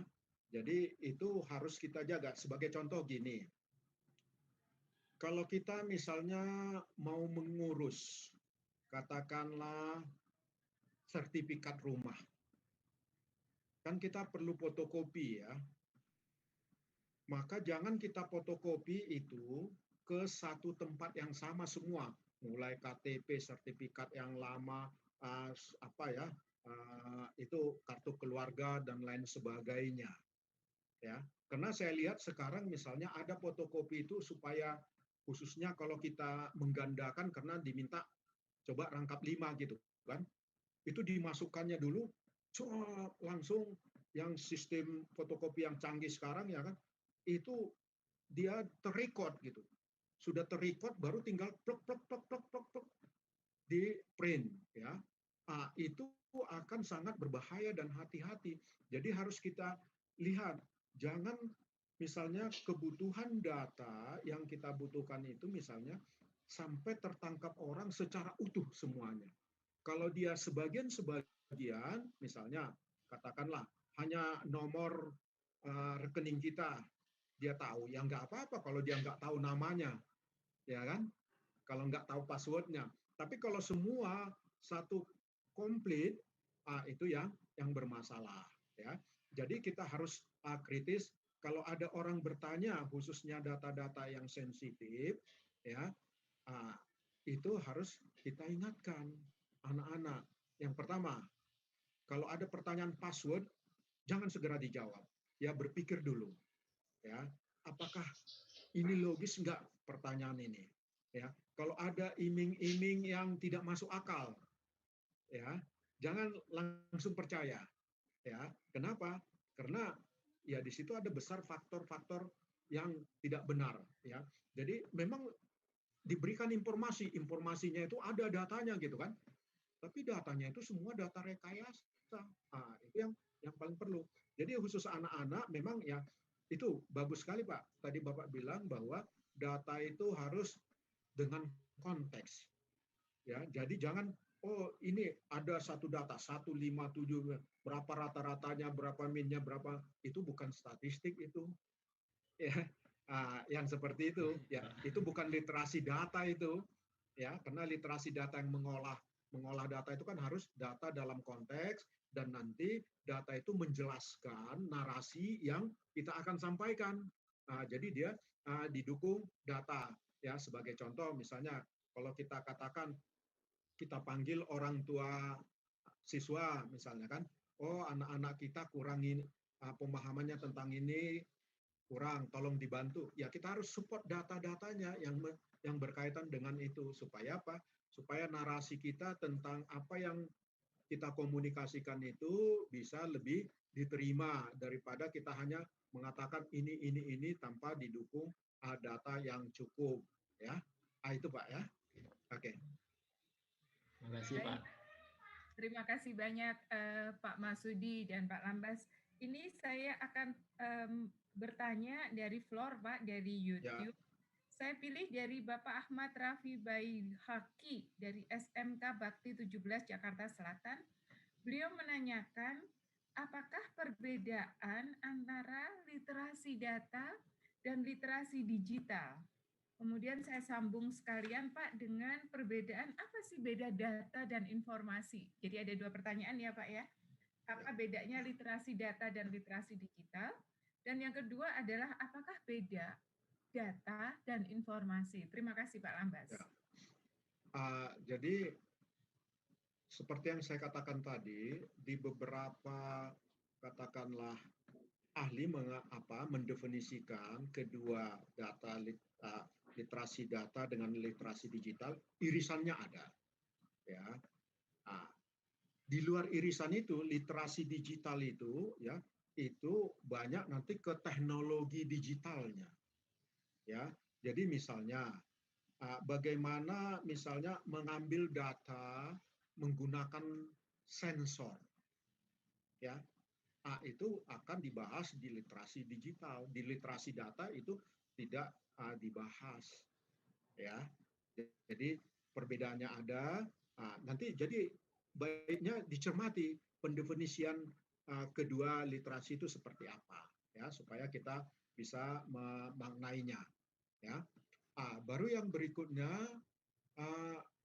data dan informasi ini pendefinisiannya itu harus kita lihat konteksnya.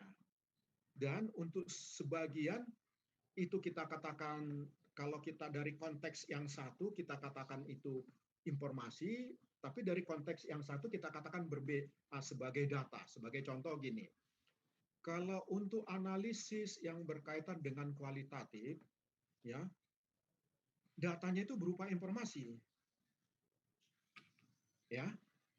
Jadi misalnya sudah saya katakan tadi yang standar, misalnya kan ada itu yang sering digunakan dalam, kalau Bapak dan Ibu nanti bisa membuka analisis data yang agak komprehensif, data kualitatif, itu adalah series dari pidato Presiden Amerika ya pada saat kampanye, ya itu kan merupakan informasi itu. Pidato itu kan informasi kan, tapi dalam pengolahan datanya itu kita anggap sebagai suatu data yang harus diolah di dalam analisis data kualitatif. Jadi dalam konteks analisis data kualitatif, ya itu yang teks tadi yang menurut sisi lain sebagai suatu informasi itu menjadi satu data, ya.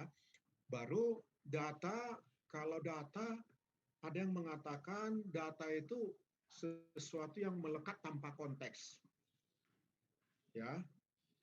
Misalnya katakanlah seseorang beratnya katakan 100 kilo, 100 kilogram. Ya. Kita nggak bisa mendapatkan informasi yang baik, informasi yang benar tentang berat seseorang 100 kilogram itu.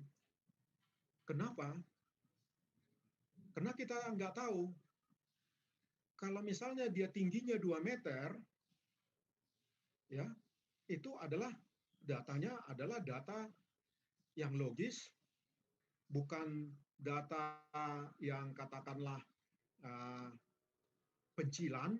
Pencilan itu adalah data yang berbeda dari kumpulannya. Data itu ada, tidak salah, tapi dia berbeda secara kumpulan umumnya. Ya, itu data-data pencilan. Biasanya dalam pengolahan data, ya, itu ditiadakan, tapi harus dilaporkan. Kenapa? Karena kalau itu masuk dalam pengolahan data, ini pengolahan datanya bisa misleading. Ya, jadi makanya misalnya sebagai contoh lah, banyak mengatakan GNP suatu negara itu misleading untuk suatu negara di mana ada hanya segelintir orang yang sangat-sangat kaya.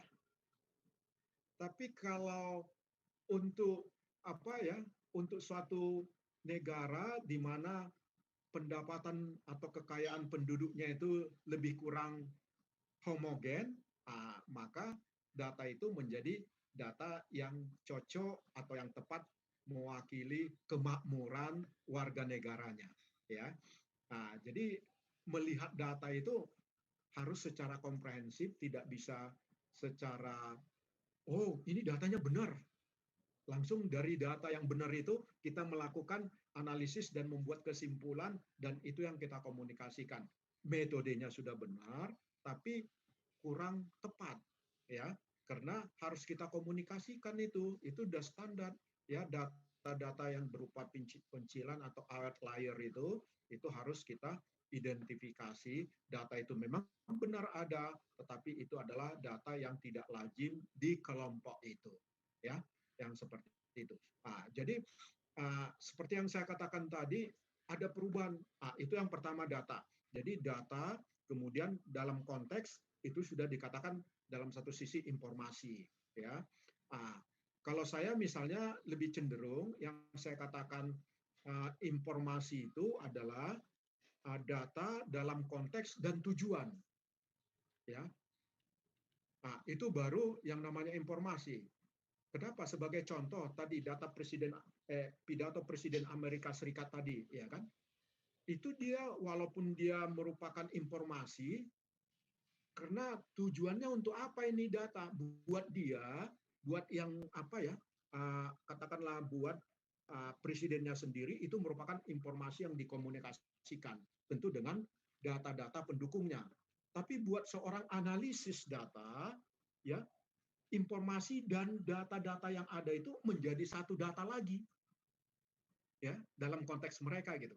Jadi tujuan data itu dikomunikasikan atau digunakan untuk apa, itu mempengaruhi apakah dia merupakan sesuatu itu, ya, tujuannya untuk apa, itu mempengaruhi pendefinisiannya kalau menurut saya, ya.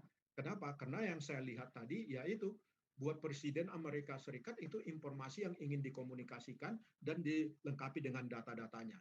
Nah, tetapi kalau saya ingin menganalisis itu dalam konteks analisis itu merupakan data buat saya semua yang saya olah berdasarkan rangkaian dari pidato tadi dan pidato antar presiden Amerika yang lainnya, ya.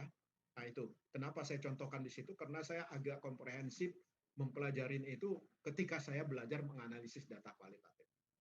Ya, oke. Terima kasih banyak Pak Lambas. Ini waktu yang sudah mengejar-ngejar kita ini. Sebelum saya menutup dan mengembalikan ke host, ya ke Mas Aris dan Mas Endi, saya ingin ngetes deh Mas Aris dan Mas Endi. Apakah tadi sempat mendengarkan penjelasan Pak Lambas, dan nanti Pak Lambas yang menentukan ya Pak Lambas, apakah jawabannya betul atau enggak ini. Pertanyaannya begini Mas Endi, sama Mas Aris, silahkan dijawab bersama-sama. Ini terkait dengan pertanyaan terakhir sih sebetulnya.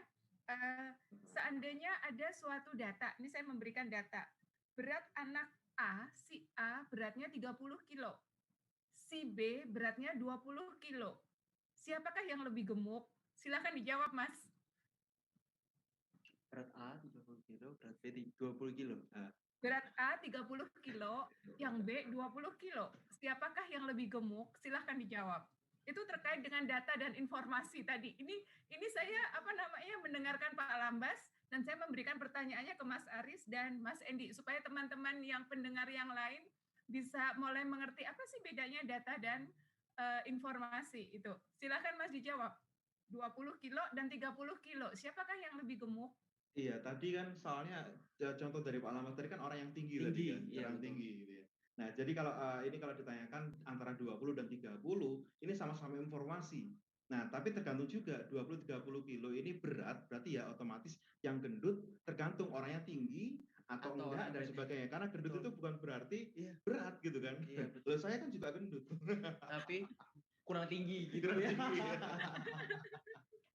Jadi kalau sesuai data kita belum bisa untuk memastikan ya mana yang gendut, mana yang kurus. Tapi kalau misal sesuai dengan informasi bahwasanya angka itu di angka 20 kilo dan 30 kilo, maka kita pastikan bahwasanya yang A ya, yang berat ya. Kilonya. Tapi gendut kan porsi yang refleksi berbeda fisiknya ya Pak ya. Betul. Iya. Gitu ya Bu Anita ya. Silakan Pak Lambas dijawab. Dengan closing statement-nya sekalian Pak Lambas, silakan. Ya, jadi benar sekali Mas Aris dan Mas Endi. Jadi konteks gemuk atau gendut itu kan adalah interaksi antara data berat dengan data tinggi, ya.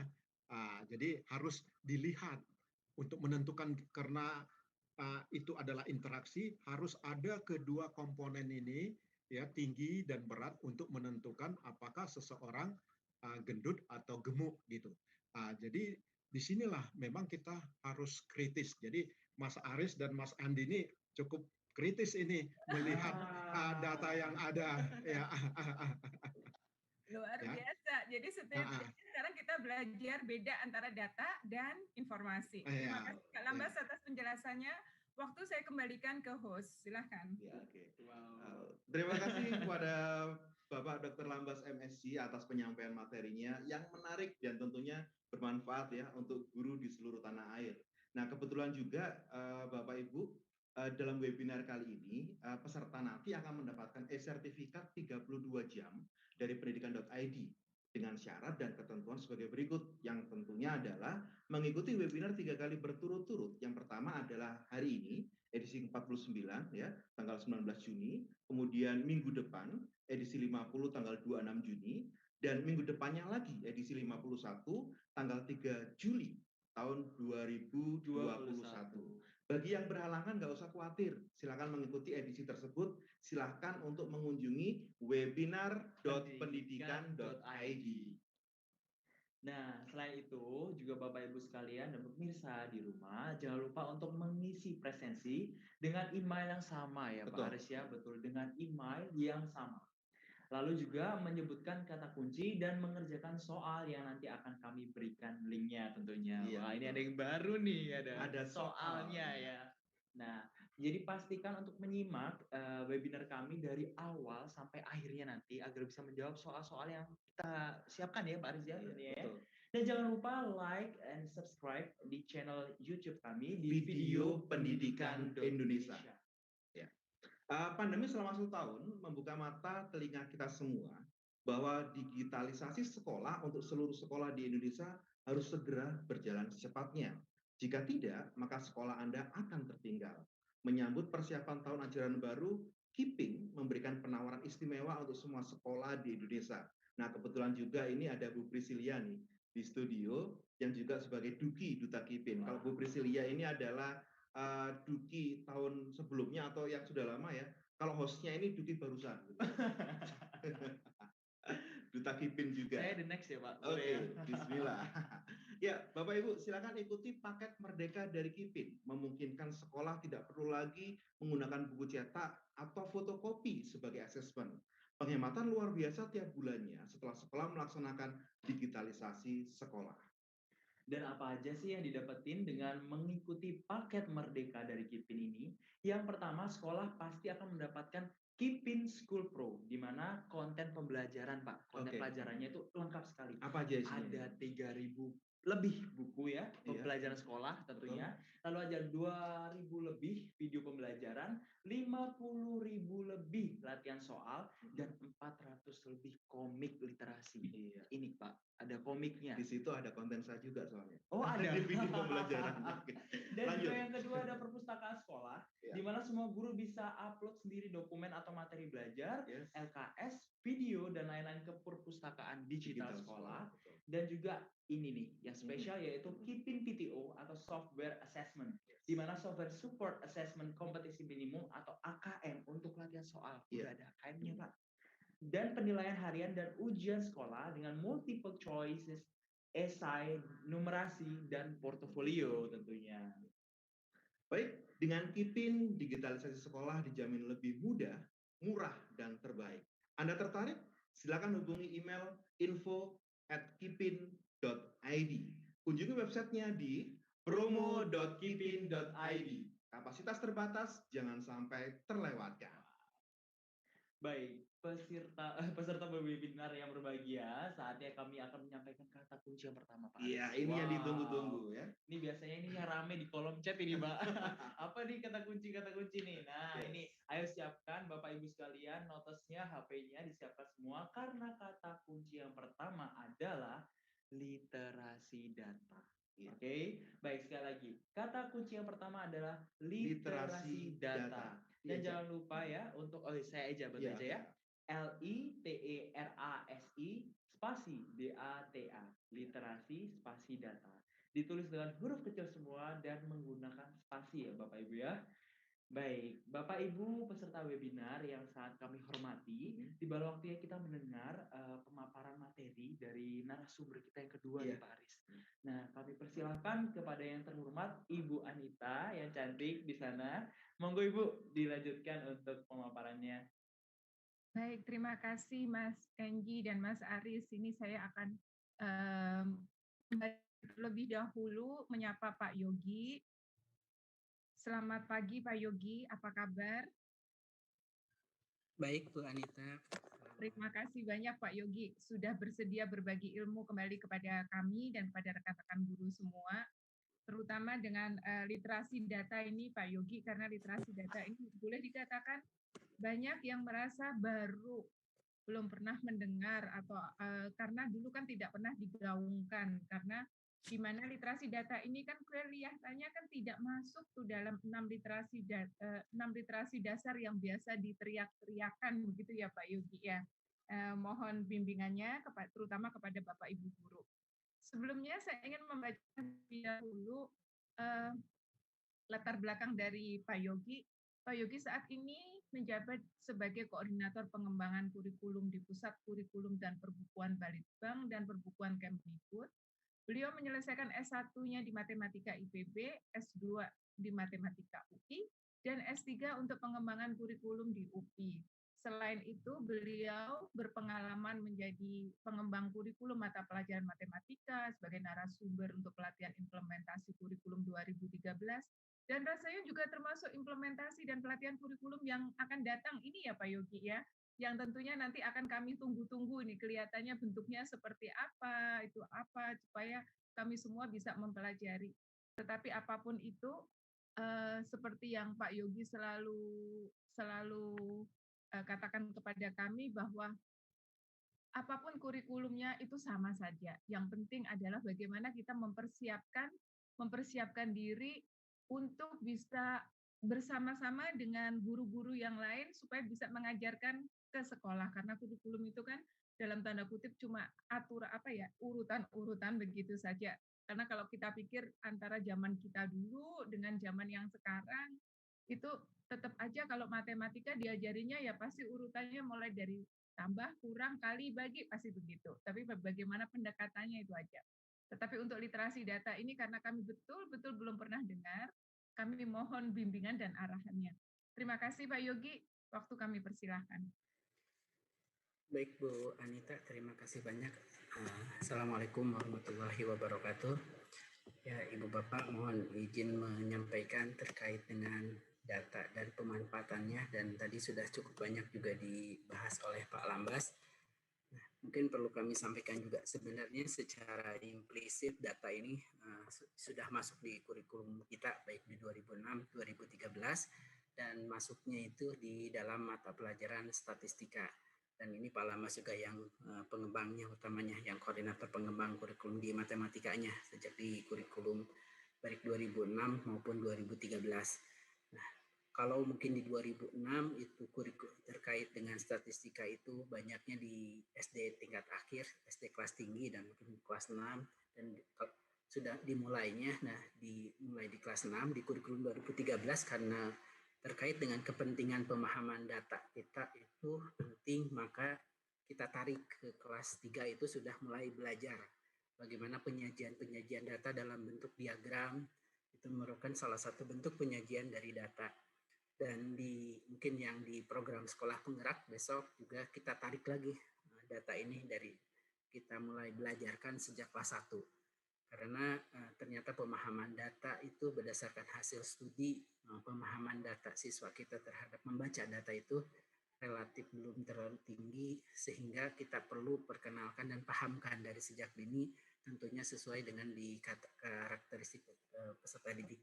Jadi kita mulai dari kelas 6 awalnya, tarik ke kelas 3, sekarang tarik lagi ke kelas 1, untuk membelajarkan pemahaman data yang secara implisit sebenarnya sudah dipelajari di mata pelajaran statistika juga. Dan penamaan dengan arah global saat ini kemungkinan juga di sekolah penggerak kita namakan elemennya itu dikelompokkan menjadi, kalau dulu statistika, kita sekarang penguatannya diberikan nama analisis data. Nah, ini yang sebenarnya sudah sejak lama siswa-siswa kita belajar secara implisit terkait data ini di dalam mata pelajaran matematika, di dalam domain statistika. Nah, izinkan mungkin Ibu Bapak menyampaikan dahulu perkembangan. Mungkin Ibu Bapak sudah pernah mendengar, mungkin saya sambil interaksi juga nih. Mungkin Bu Priscilla, Pak Yohanes, Pak Masudi mungkin pernah mendengar istilah society belum? Pernah mendengar ya? Pernah. Ya, mungkin. Nah, ini mungkin kalau menurut Bu Priscilla, society ini yang saat ini mengemuka itu seperti apa? Mungkin bisa berbagi kepada teman-teman gitu.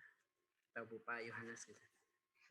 Iya Pak Yogi, kalau yang pemahaman saya, bagaimana pertanyaan kondisi society sekarang ya Pak? Iya, mungkin bisa juga seperti itu, atau perkembangan society. Perkembangannya ya, kalau sekarang ini sudah sangat berkembang ke arah teknologi ya Pak, di mana society sekarang ini masyarakat ya, society kan berarti masyarakat ini sangat bergantung dengan teknologi dalam kehidupan sehari-hari. Khususnya lagi kalau dalam bidang pendidikan, memang dengan pendidikan yang kita jalani sekarang kan pendidikan jarak jauh ya Pak, jadi sangat bergantung dengan teknologi. Untuk belajar sekarang setiap hari pasti membuka handphone atau membuka laptop atau membuka gadget seperti tablet, seperti itu sih Pak.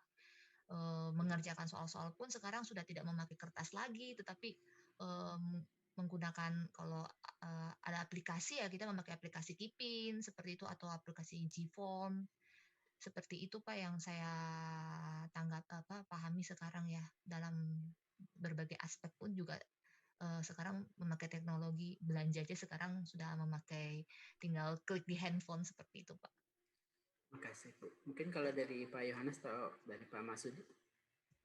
Baik, kalau menurut saya melihat dari tampilan yang di slide Bapak ini kan merupakan perkembangan kehidupan manusia dari aspek bagaimana cara hidup dan bagaimana menyikapi keadaan sehingga menghasilkan sesuatu yang untuk perkembangan kehidupan manusia. Dimulai dari kegiatan awal itu kita kan manusia itu bekerja, berusaha dengan berburu, kemudian masuk lagi sudah mulai ada teknologi pertanian, kemudian masuk lagi pada society 3.0 itu sudah mulai muncul mesin-mesin industri dan sekarang kita di 4.0 kita sudah semuanya menggunakan teknologi informatika yang sudah saking canggihnya seperti yang disampaikan oleh Ibu Priscilia tadi, kita semua menjalani kehidupan ini sudah tinggal klik saja dari dalam genggaman sehingga contohnya dengan adanya Kipin School sekarang ini kita bisa setiap siswa punya perpustakaan hanya dalam genggaman HP-nya saja. Mungkin itu Pak salah satunya. Ya, makasih Pak Masudi. Dari Pak Yohanes mungkin ada mau nambahkan?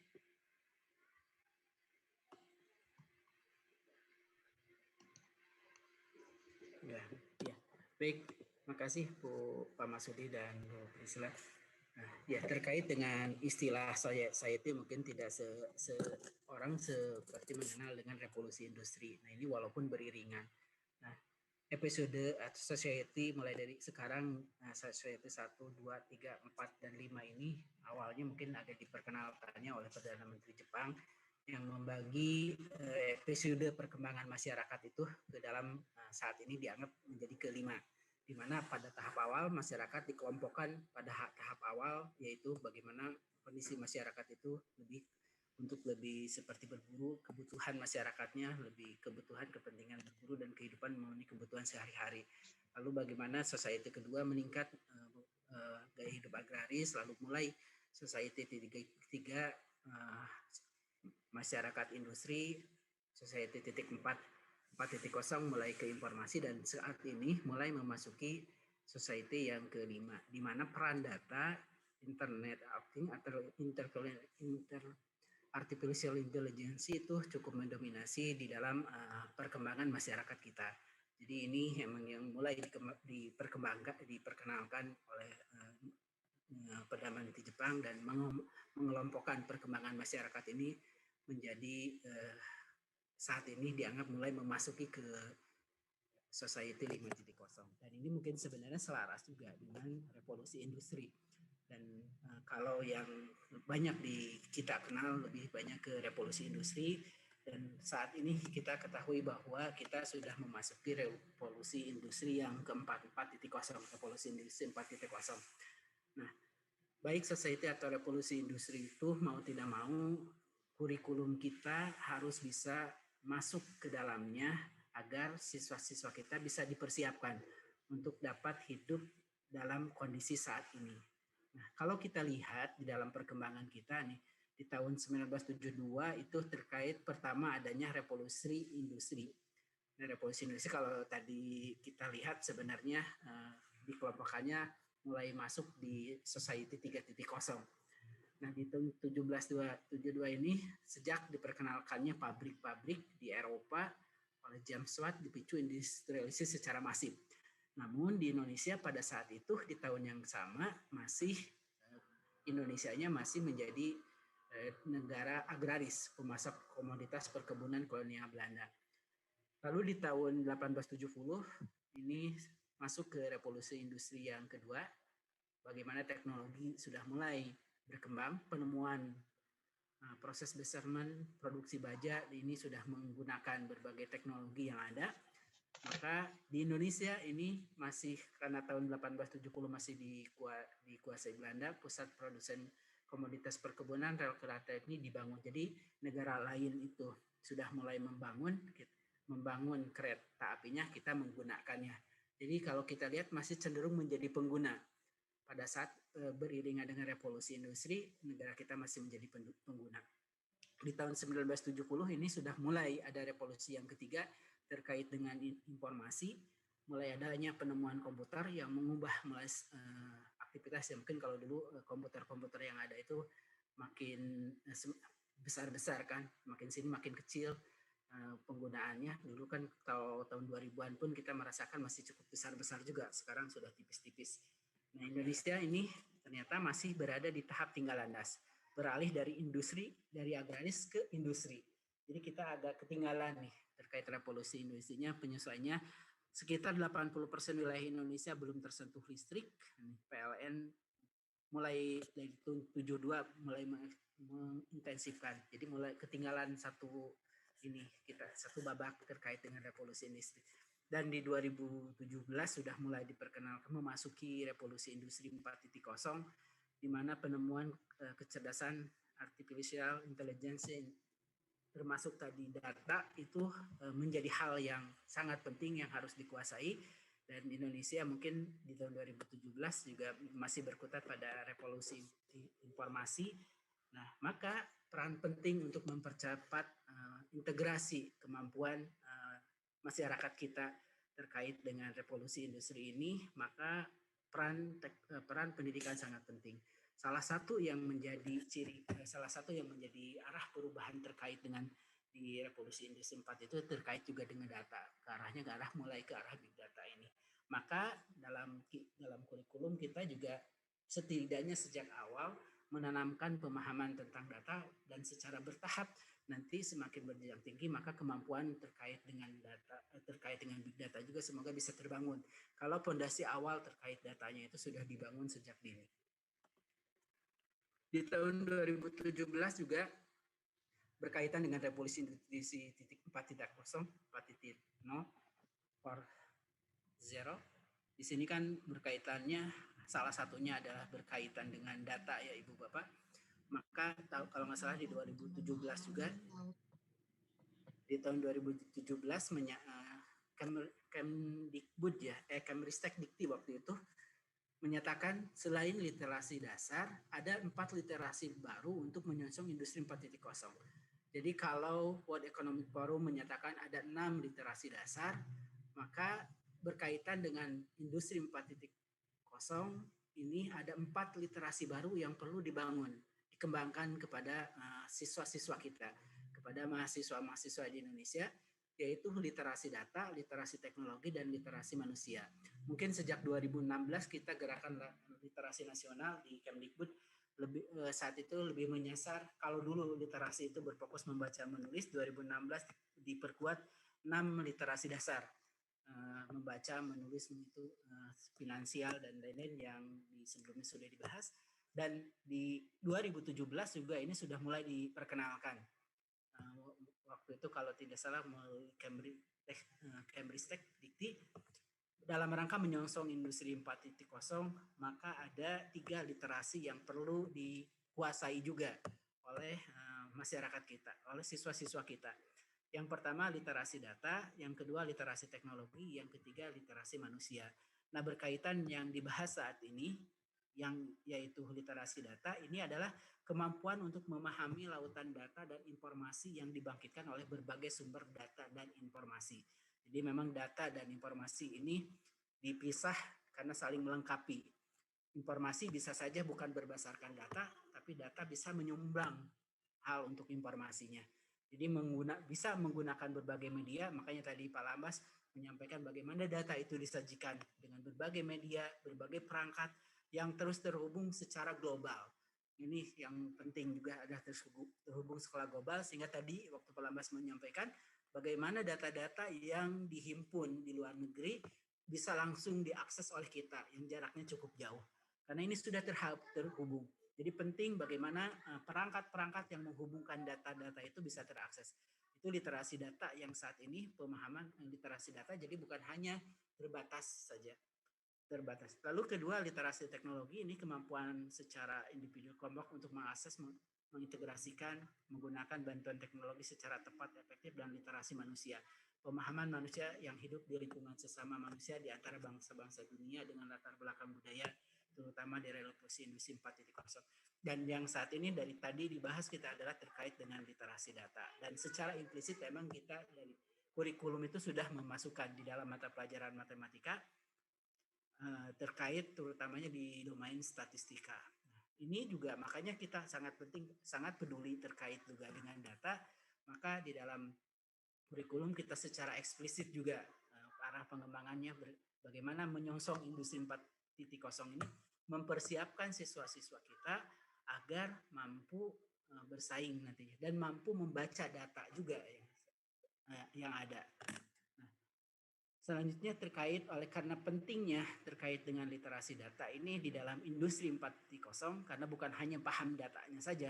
Ini informasi yang pentingnya itu bagaimana menggunakan berbagai media melalui berbagai perangkat yang terus terhubung itu juga menjadi bagian penting. Namun yang dibangun juga sejak dini kita perlu pahamkan juga apa itu data. Kalau sudah paham nanti mungkin bisa memaknai data yang ada. Jangan sampai salah membaca data, salah memahami data, dan menginformasikannya menjadi keliru. Sering ada diagnosis adalah berbohong dengan statistika karena penyajiannya bisa ditafsirkan yang berbeda-beda karena penyajian data itu kepemahaman datanya yang lemah sehingga menginformasikan tidak sesuai dengan apa yang dideskripsikan. Nah itu makanya pentingnya kita memahami data. Nah data sendiri apa? Data ini sebenarnya kalau secara umum berasal dari kata datum. Artinya suatu bentuk jamak yang berarti sesuatu yang diberi. Jadi data adalah sekumpulan fakta yang didapat dan untuk diperuntukkan menjadi suatu data untuk diproses atau diolah sehingga menjadi sesuatu yang dapat dimengerti oleh orang lain. Nah pentingnya ini adalah data itu pada saat disajikan itu sudah melalui proses pengolahan dan harapannya itu dapat dipahami dan dimengerti oleh orang lain. Karena untuk menjadikan ditampilkan ada proses pengolahannya, ada penyajiannya. Itu yang perlu kita pahami bahwa dan data ini merupakan data yang fakta, yang real. Lalu beberapa pengertian lain juga terkait dengan data, diantaranya menyebutkan bahwa data ini adalah sekumpulan keterangan atau fakta berupa simbol, angka, kata, atau citra didapatkan melalui proses pengamatan atau pencarian sumber-sumber tertentu. Nanti kita lihat kenapa simbol kok kata-kata juga merupakan data. Itu bukan hanya berupa angka atau bukan hanya berupa angka. Kenapa kata-kata pun kita bisa dikatakan ini merupakan bagian juga data. Lalu pendapat lain mengatakan data ini adalah kumpulan keterangan atau deskripsi dasar dari suatu hal, objek atau kejadian yang diperoleh dari hasil pengamatan dan dapat diolah menjadi bentuk yang lebih kompleks seperti informasi, database, solusi, dan atau masalah tertentu.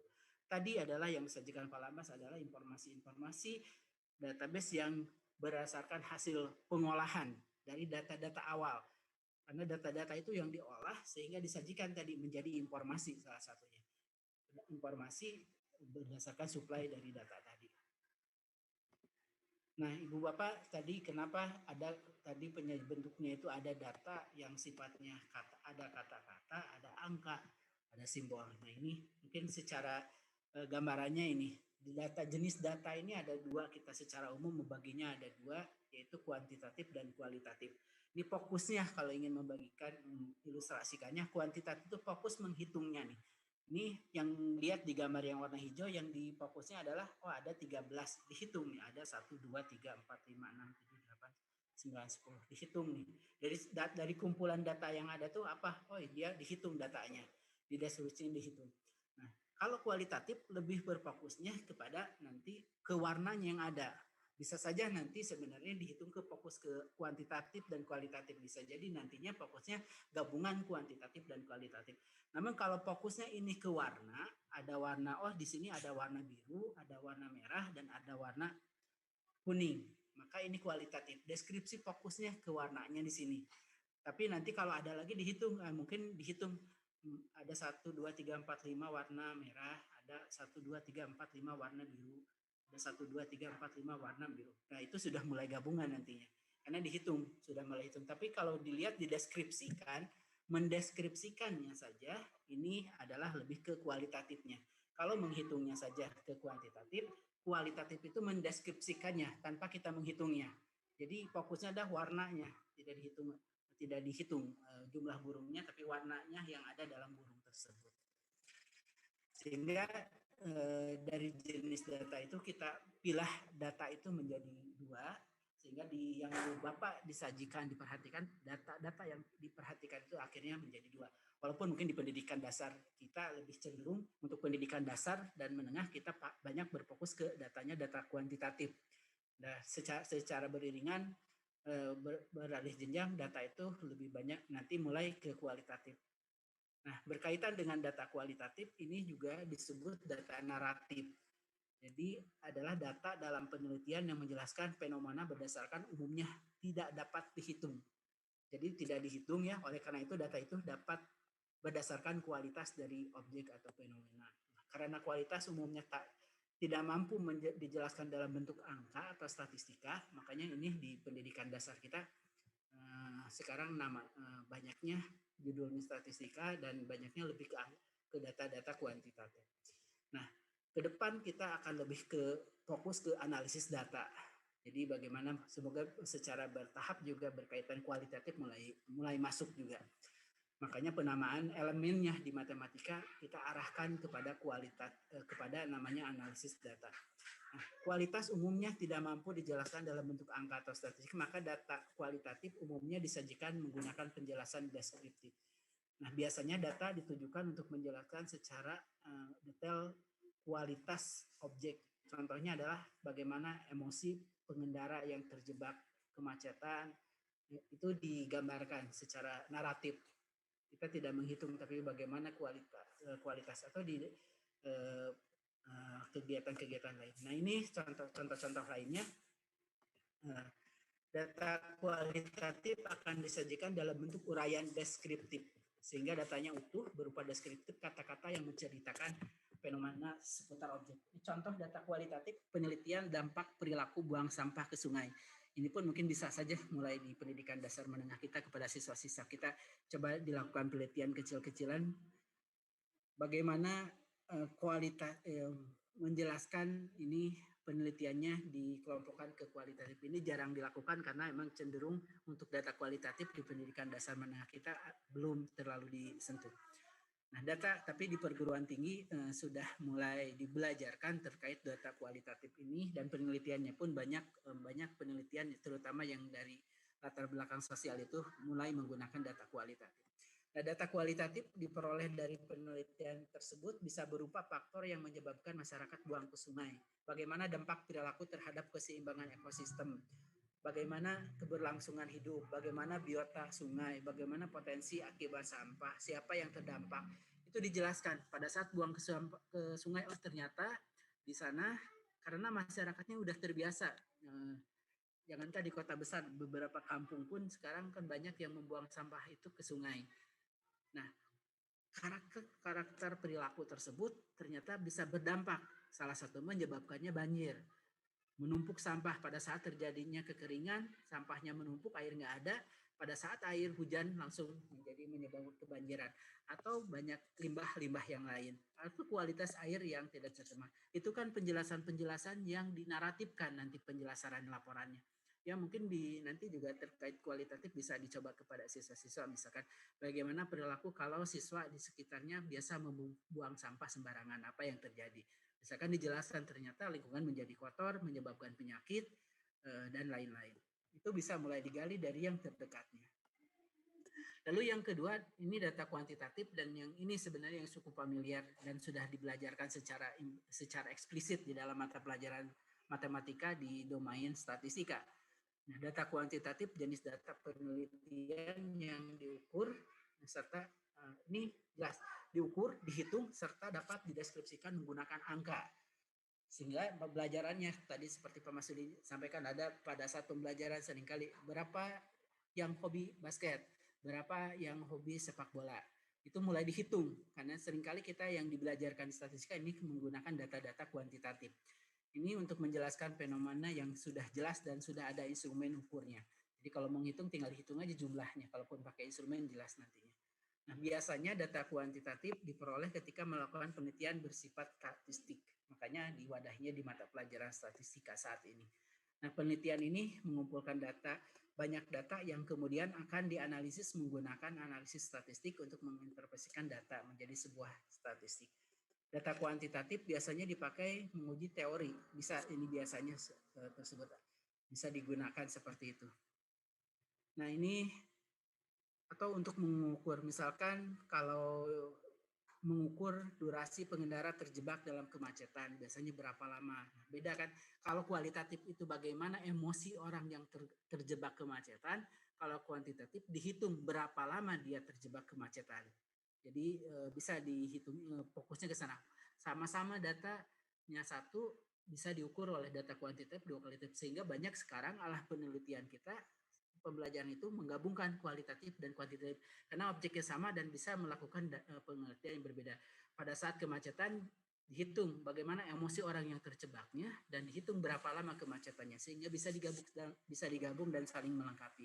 Maka penelitian sekarang juga banyak data-data itu berdasarkan hasil kualitatif dan kuantitatif. Nah, sekarang juga misalnya tadi seperti Pak Lambas sajikan, kalau berbaca kuantitatif ya sajiannya mungkin berupa data-data saja. Data berapa persen yang tadi berapa jiwa yang sudah tercovid. Tapi kalau kita gabung dengan kualitatifnya, ini penyebabnya kenapa kok di Cina misalkan dia bisa mulai mengendalikan. Nah, itu kan berdasarkan data-data penelitiannya ada kualitatifnya dijelaskan kenapa dia menjadi bisa terkendali. Lalu kenapa di negara lain, beberapa negara itu datanya tidak bisa terkendali. Nah, itu kan penjelasannya dengan cenderung kualitatif. Nah, makanya menggabungkan kualitatif dan kuantitatif pun dan dipahamkan kepada siswa pun itu menjadi hal yang penting juga untuk kita berikan. Nah, contohnya ini misalkan penelitian mengenai profil guru yang pada suatu sekolah. Ini dimanfaatkan meneliti mengenai angka pasti jumlah guru, jenis kelamin, mata pelajaran, dan pendidikan data terakhir. Ini penting juga sebenarnya karena data pendidikan kita juga ini punya ini terkait profil guru atau setidaknya di tingkat sekolah dihitung nih profil gurunya, jumlah gurunya berapa, laki-laki berapa, mata pelajaran apa, pendidikannya berapa, sehingga nanti kan terkait dengan beban mengajarnya bisa kehitung apakah gurunya berlebih atau enggak di sekolah tersebut. Nah, mungkin kalau kurang, kalau berlebih kan mungkin bisa dipertimbangkan nanti kalau daripada tidak mendapatkan tunjangan bisa untuk mengajukan pindah ke sekolah lain. Atau kalau mungkin dari hasil perhitungan jumlah gurunya di mata pelajaran tertentu kurang, maka bisa meminta tambahan. Begitu pula mungkin untuk siswa. Nah, ini penting juga data-data kuantitatif, biasanya ini agak lebih meyakinkan juga terkait data kuantitatif karena tinggal disajikan data ini, oh ini kurang sekian, berlebih sekian. Nah, data tersebut kuantitatif karena ada angka dan penggolongan mutlak yang sudah terstandar. Penyediaan datanya bisa macam-macam, bisa menggunakan tabel, tadi ya, bisa pakai grafik dan lain-lain, atau berdasarkan hal yang diampu. Dan ini mungkin data kuantitatif, saya rasa di satuan pendidikan mestinya sudah terbiasa juga menghitung jumlah guru, menghitung jumlah siswa, menghitung jumlah ruang kelas, menghitung lain, dan itu kan disajikan cenderung ada yang disajikannya dalam tabel dan biasa juga dalam grafik atau dalam bentuk diagram agar mudah nanti diterjemahkan. Nah, kalau kurang hati-hati nanti dalam mengolah data, khawatirnya ini kan bisa berdampak. Maka di dalam yang menyajikan menganalisis juga di kurikulumnya di dokumen sekolah itu juga penting juga menguasai terkait data ini. Karena kalau salah pengembagian, terutama salah dalam hal menghitung kebutuhan guru, ini bisa berdampak juga terhadap nasib seseorang. Maka perlu diperhatikan baik-baik bagaimana pengolahan datanya agar tidak keliru. Dan ini mungkin perlu juga sejak dini dibelajarkan juga.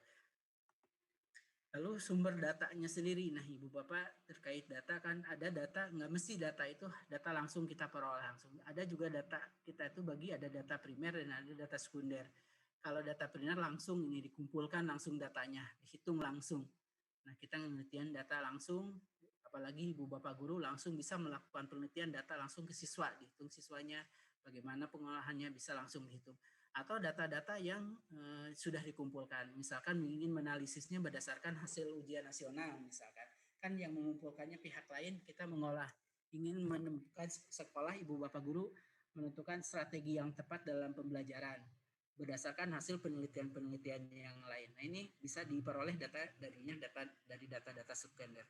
Jadi tekniknya berbagai macam. Kalau data tadi primer itu bisa survei, kuesioner. Nah, ini sebenarnya mulai bisa dilatih juga.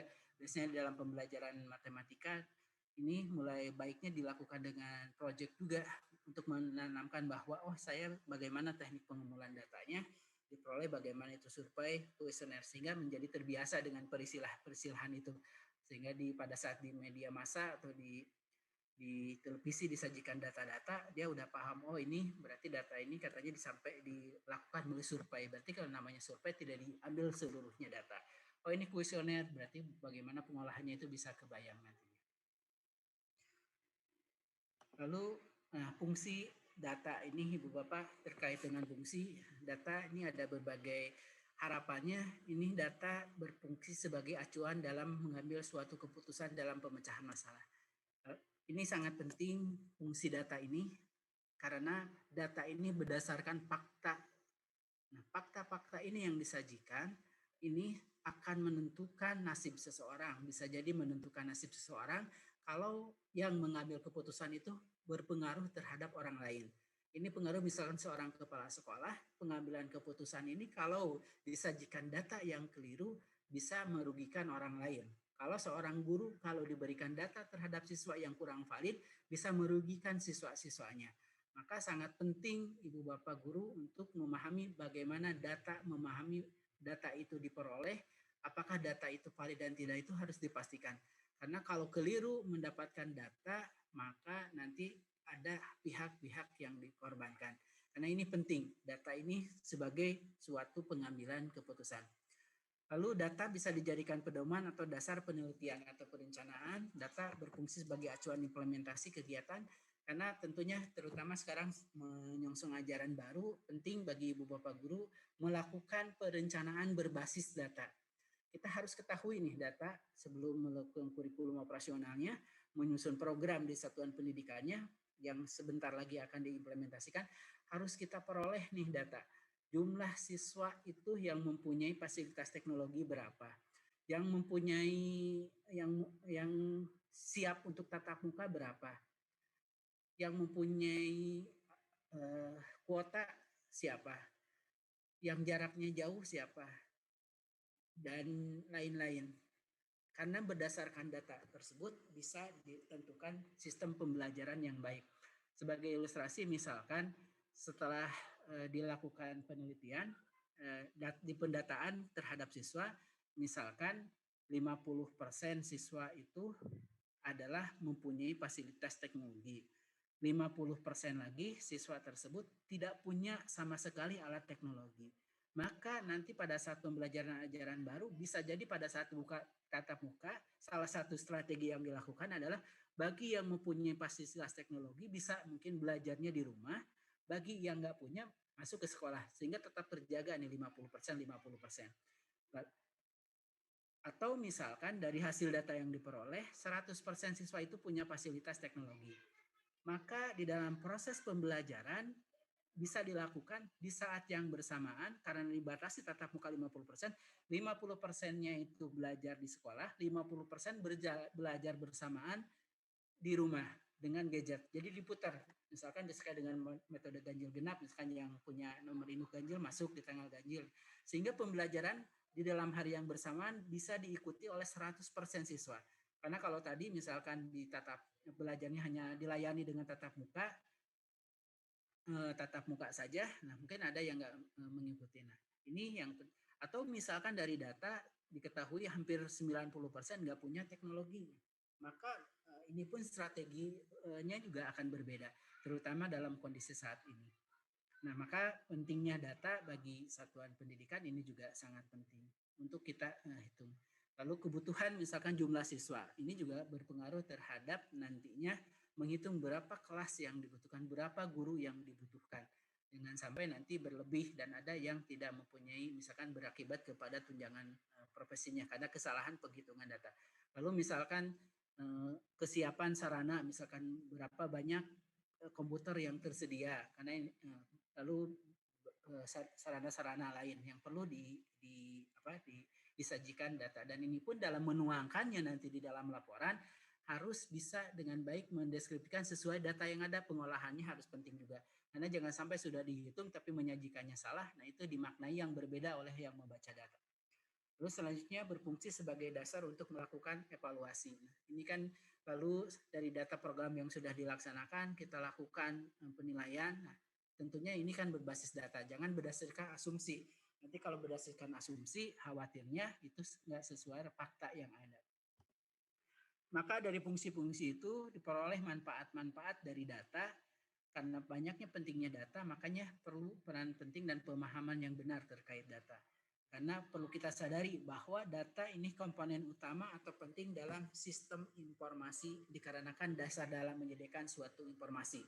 Jadi jelas ini keterkaitan data dengan informasi karena ini komponen penting dalam informasi sebagai dasar dalam menyediakan suatu informasi. Karena informasi bisa saja berbasis data, bisa saja bukan. Informasi misalkan ada yang meninggal kan bukan hanya diisukan, misalkan itu aja informasi, tapi kan belum tentu kalau nggak ditunjang dengan data bisa saja informasinya itu keliru. Misalkan diinformasikan satu kampung semua kena COVID, padahal data fakta yang ada nggak ada yang terkena dan hanya satu orang misalkan. Itu kan informasi, suatu informasi, tapi informasinya keliru. Maka informasi yang ditunjang oleh data ini akan sangat kuat nantinya. Oh ini diinformasikan di sini terkena COVID, ternyata berdasarkan data ada satu keluarga, hanya satu keluarga yang terkena.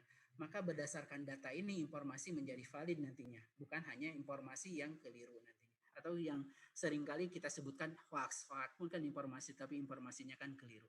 Maka ini perlu disadari, data adalah komponen penting dalam menyediakan suatu informasi. Lalu menentukan kualitas informasi yaitu cepat, akurat, dan relevan. Sehingga informasi yang disajikan tidak basi, informasi dapat dikatakan bernilai bila manfaatnya lebih efektif dibandingkan biaya mendapatkannya, mengatasi suatu kerangkapan data, menghindari inkonsistensi ya.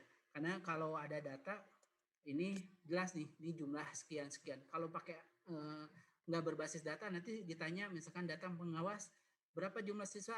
400. Datang lagi nanti dari dinas misalkan kepala bidangnya berapa jumlah siswa? 300. Datang lagi yang misalkan yang memberikan bantuan berapa jumlah siswa? 500. Nah kalau nggak ditunjang data nanti nggak konsisten data yang diberikan. Tergantung siapa yang nanya. Nah kalau berbasis data siapapun yang menanya sajikan aja data ini data jumlah siswa ini lengkap. Nah itu makanya penting.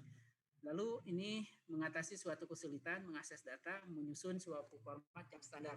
Jadi makanya ada penyajiannya dalam bentuk tabel dan dalam bentuk yang lain-lain. Nah ini untuk penggunaan oleh banyak pengguna, makanya database untuk penting ini. Makanya sekarang dalam rangka menyongsong abad 21, database ini tadi juga revolusi 4.0 dan big data, maka database ini menjadi suatu yang penting juga.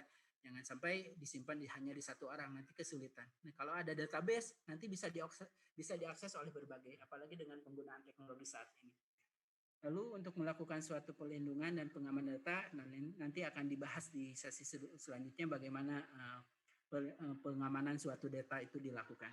Jadi sebuah data hanya bisa diakses atau dimanipulasi oleh suatu pihak yang diberikan otoritas dengan memberikan sebuah login password terhadap masing-masing data. Nah ini nanti bagaimana pengamanan mungkin akan dibahas lebih lanjut di pertemuan selanjutnya.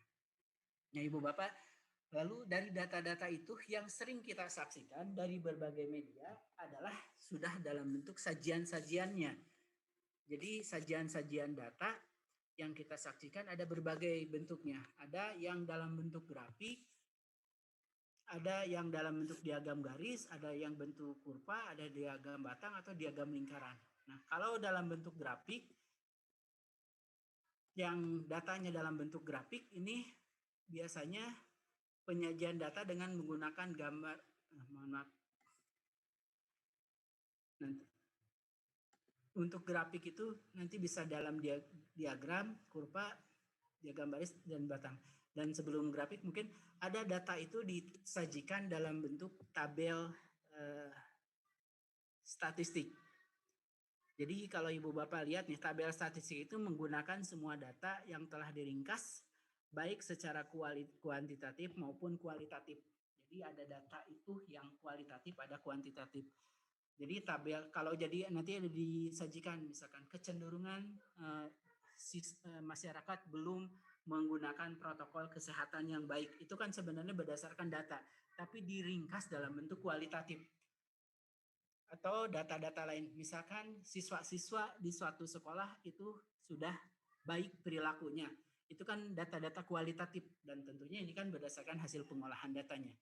Nah, itu yang disajikan nah, ini salah satu contohnya yang tadi coba saya akses per tanggal 19 Juni, berarti hari ini, terkait data jumlah sekolah, peserta didik, rombongan belajar, guru, tendik, ini yang diperoleh dari Dapodik. Ibu Bapak bisa membaca nih, menyajikannya langsung. Di sini kalau kita lihat nih, posisi saat ini, jumlah sekolah yang ada di Indonesia mulai PAUD sampai PAUD, PKBM, SDLB, SD, SMP, SMA, SMK, total ada 435. Nah, jumlah peserta didik ada 52 juta 849. Ini jadi siswa aktif di pendidikan dasar menengah kita ini cukup banyak, ada 52 juta.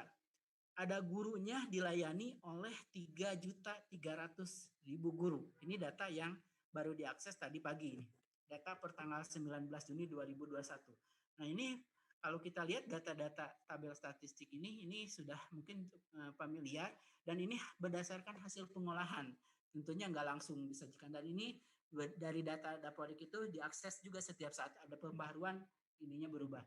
Ini bisa Ibu Bapak peroleh juga update terkininya di Dapodik Kemdikbud. Jadi real time-nya, oh saya tahu nih kondisi guru, ternyata sekarang ada 3 juta, ada peserta didik siswa nih. Kalau kita klasifikasi lagi ini cara membacanya, oh guru sekarang di guru SD itu ada 1.451.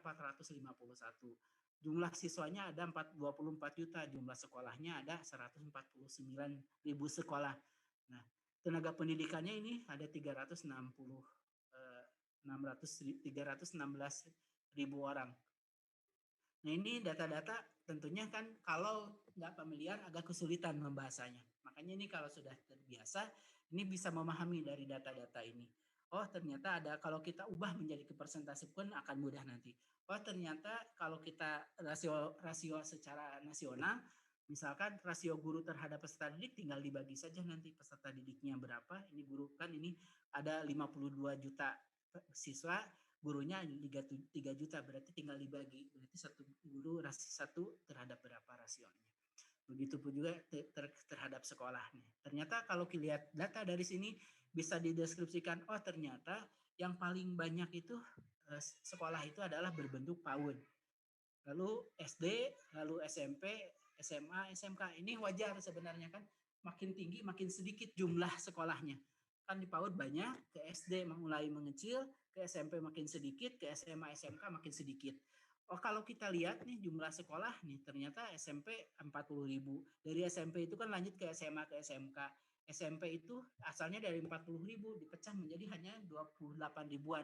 Berarti sebenarnya menunjukkan juga dengan jumlah ini kecenderungannya ada sekolah, ada siswa-siswa yang mungkin tidak berlanjut ke perguruan, melanjutkan ke SMA, SMK.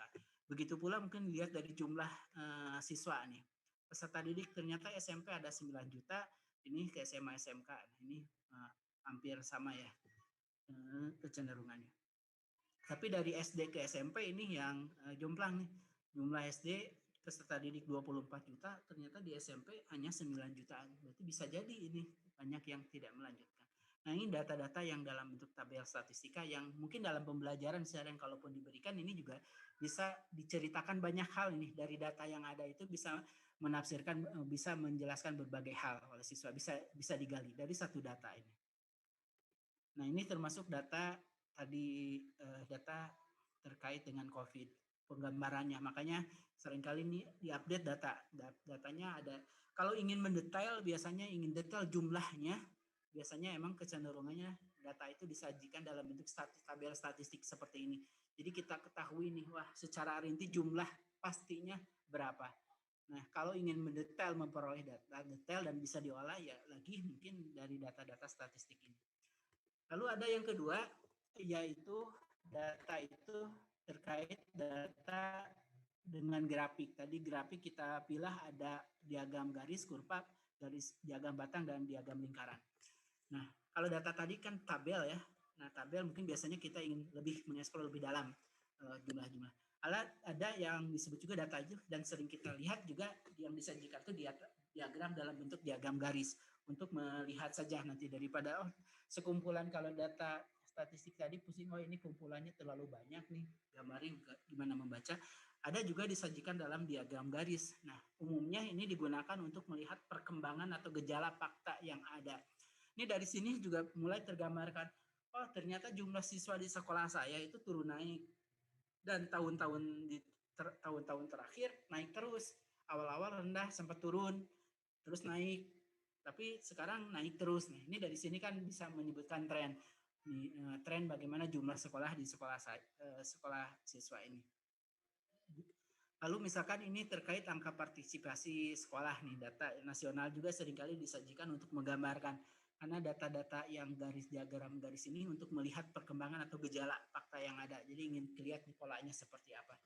Termasuk ini data misalkan COVID nih. Yang ini saya ambilnya yang datanya agak tahun lalu. Ini sempat yang sembuhnya itu meningkat sedikit. Jadi turun naik ternyata yang sembuh itu enggak stabil. Nah, lalu data juga grafik nih. Sekarang untuk melihat tren kenaikan bagaimana Indonesia itu dan ingin melihat bahwa di Indonesia tuh sudah cenderungnya masih naik atau stabil. Nah, penyajiannya biasanya lebih nyaman disajikan dalam bentuk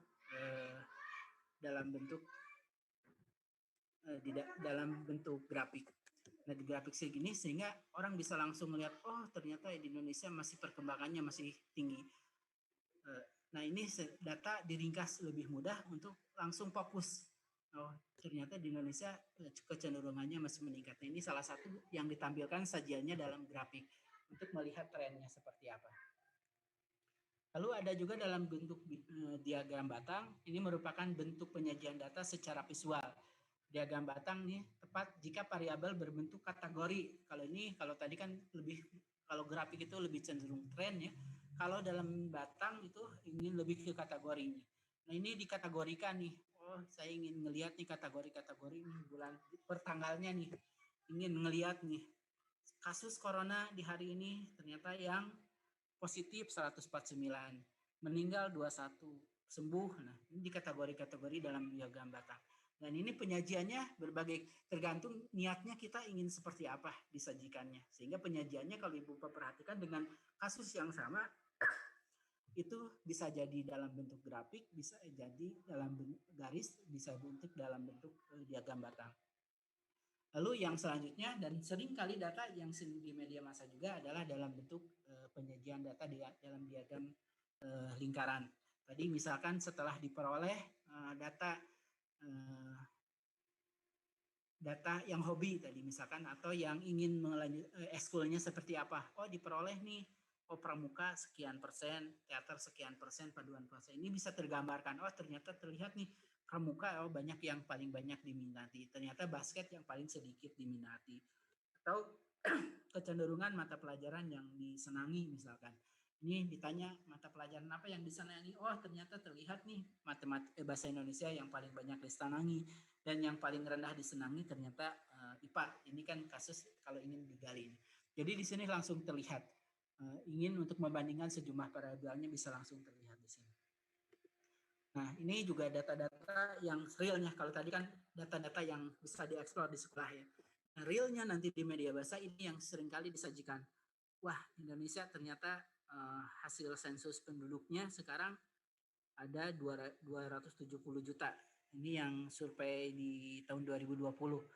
Ternyata generasi X 21%, milenial 25%, generasi Z 27%, post Z dan baby boomer ini 11%. Ternyata datanya generasi Z dan milenial ini yang sekarang yang mendominasi.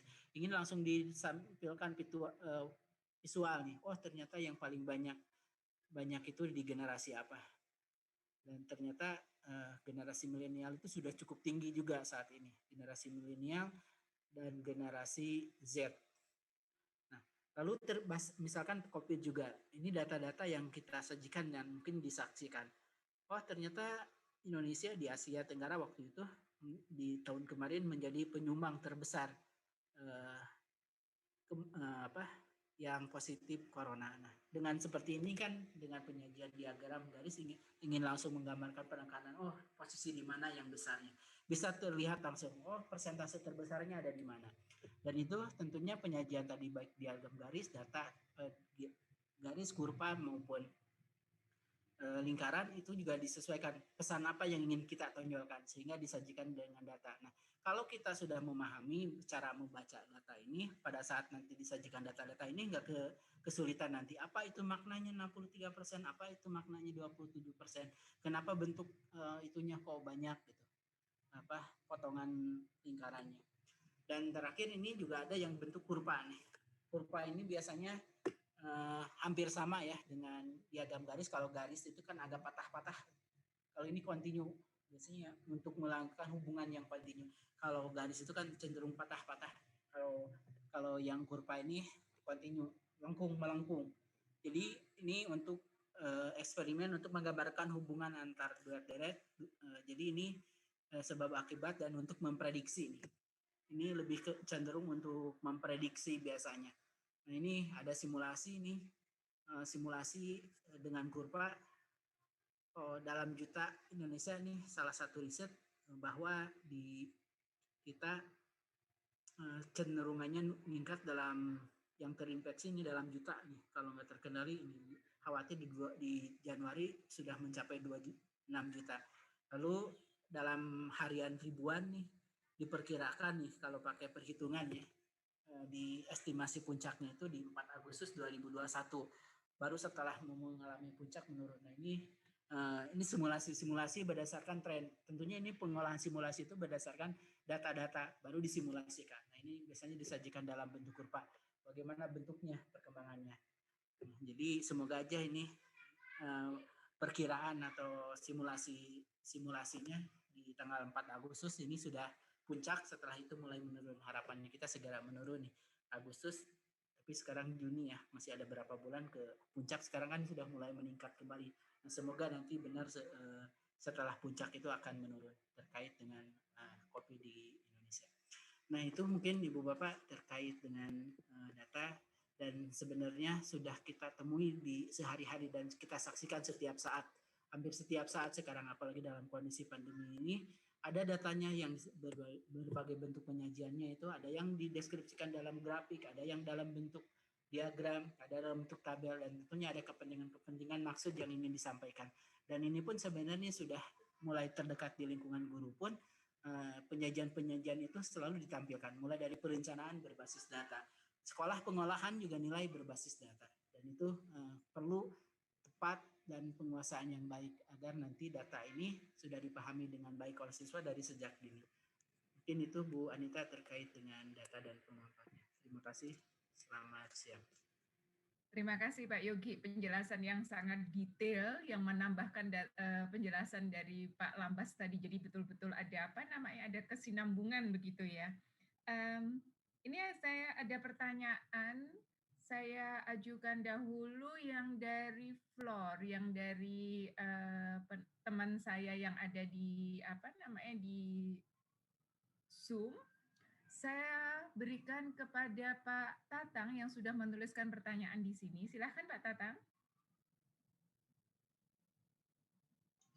Oke, terima kasih Bu Anita atas kesempatannya. Pak Yogi, sebetulnya bukan pertanyaan sih, cuma diskusi ya Pak ya.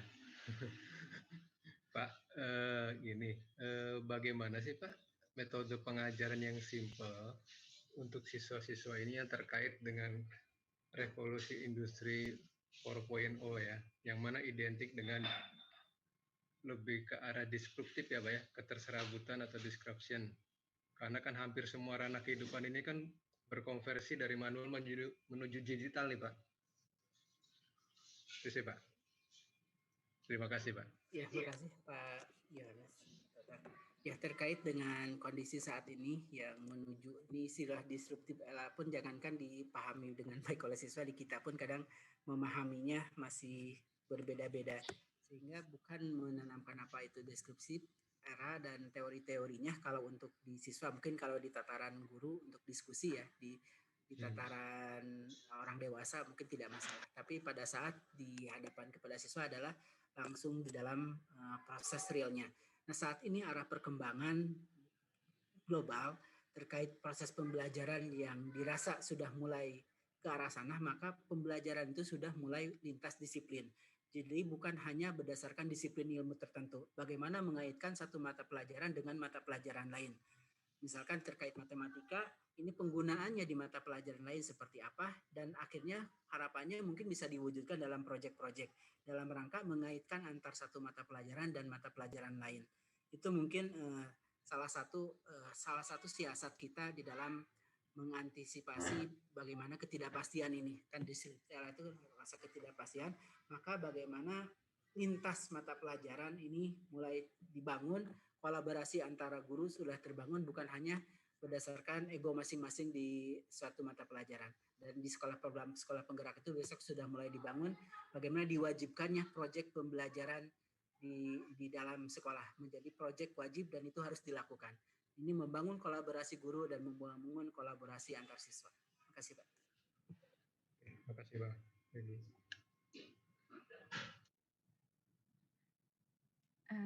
Terima kasih. Pak Lambas, apakah ada tambahan, Pak Lambas? Cukup. Oke, waktu saya berikan kepada Ibu Priscilia dan Pak Masudi, apakah ada tambahan? Iya, saya ingin bertanya. Ya, Bu. Oke, terima kasih Pak dan terima kasih Bu Anita. Saya ingin bertanya, berarti memang setelah saya mengikuti paparan mengenai literasi data ini, berarti pengajaran literasi data ini memang ini ya Pak ya, mampu meningkatkan siswa itu untuk berpikir lebih kritis ketika menerima informasi ya. Jadi tidak langsung menerima secara mentah-mentah, tapi ada bukti atau ada data yang menguatkan informasi tersebut, seperti itu ya Pak. Nah, tapi terkadang saya juga menghadapi beberapa siswa yang memang gimana ya, jujur memang kurang tertarik gitu ya, apa seperti mungkin kurang peduli, apa mungkin ada kiat-kiat ya dari Bapak ya, agar anak itu lebih aware gitu terhadap pentingnya sih sebenarnya literasi atau data yang dipaparkan ini, seperti itu. Terima kasih. Ya, makasih Bu. Yang terkait ketertarikan mungkin secara umum, salah satu prinsip pembelajaran juga yang coba kita bangun adalah bagaimana proses pembelajaran itu menyenangkan. Nah, tentu menyenangkan kalau hanya paparan teori itu agak sulit ya. Salah satu yang bisa dibangun adalah terkait dengan kalau di tahap awal disajikan hal-hal yang konkret, mungkin perlu disajikan beberapa ilustrasi alat-alat peraga untuk membantunya juga kepada siswa untuk dipraktekkan. Nah, ini memang yang pekerjaan sulit kita, bagaimana menimbulkan dulu rasa senang terhadap suatu mata pelajaran, terutama di matematika. Nah, ini mungkin agak teorinya agak gampang, tapi prakteknya yang mudah. Bagaimana menciptakan rasa senang untuk tertarik belajar matematika. Jadi hal itu yang saat ini mungkin lagi dicari bagaimana best practice terkait dengan menciptakan pembelajaran yang menyenangkan agar yang diberikan itu mereka tidak takut duluan sebelum mempelajari. Nah, tadi dengan salah satunya dengan dilakukannya kolaborasi diharapkan dia bisa mengetahui manfaat-manfaat. Bukan hanya sekedar teori-teori, tapi tahu ini fungsinya untuk apa. Nah, diharapkan dengan mengetahui fungsi mata pelajaran itu di dalam keseharian, mungkin perlu juga Ibu Bapak Guru menggali juga ini untuk apa dan dengan materi apa. Maka dengan tahu fungsi dan salah satunya dengan kolaborasi dengan guru-guru yang lain, diharapkan bisa mendapatkan saring wawasan. Oh, ternyata ini ada manfaatnya. Oh, ini ternyata bisa diimplementasikan dan bukan hanya sekedar teori. Mungkin secara perlahan harapannya dengan kolaborasi, dengan proyek ini berbasis proyek, pembelajarannya berbasis proyek, semoga nanti ketertarikan siswa ini bisa terbangun dan pemahaman juga bisa meningkat. Dan setuju yang disampaikan oleh Bu Priscilla bahwa ini juga dengan menguatkan terkait literasi data juga membangun kemampuan berpikir kritis siswa ini. Karena kan tadi salah satu manfaat itu adalah bagaimana mengambil suatu keputusan. Nah, pengambilan keputusan itu kan beberapa ahli mengkategorikan ini sebagai kemampuan berpikir tingkat tinggi Dan kemampuan berpikir tingkat tinggi salah satunya dicirikan oleh dengan kemampuan berpikir kritis. Terima kasih. Terima kasih, Pak. Sama-sama, Ibu.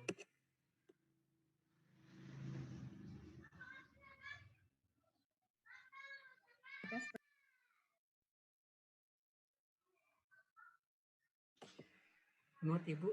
Wanita masih mute.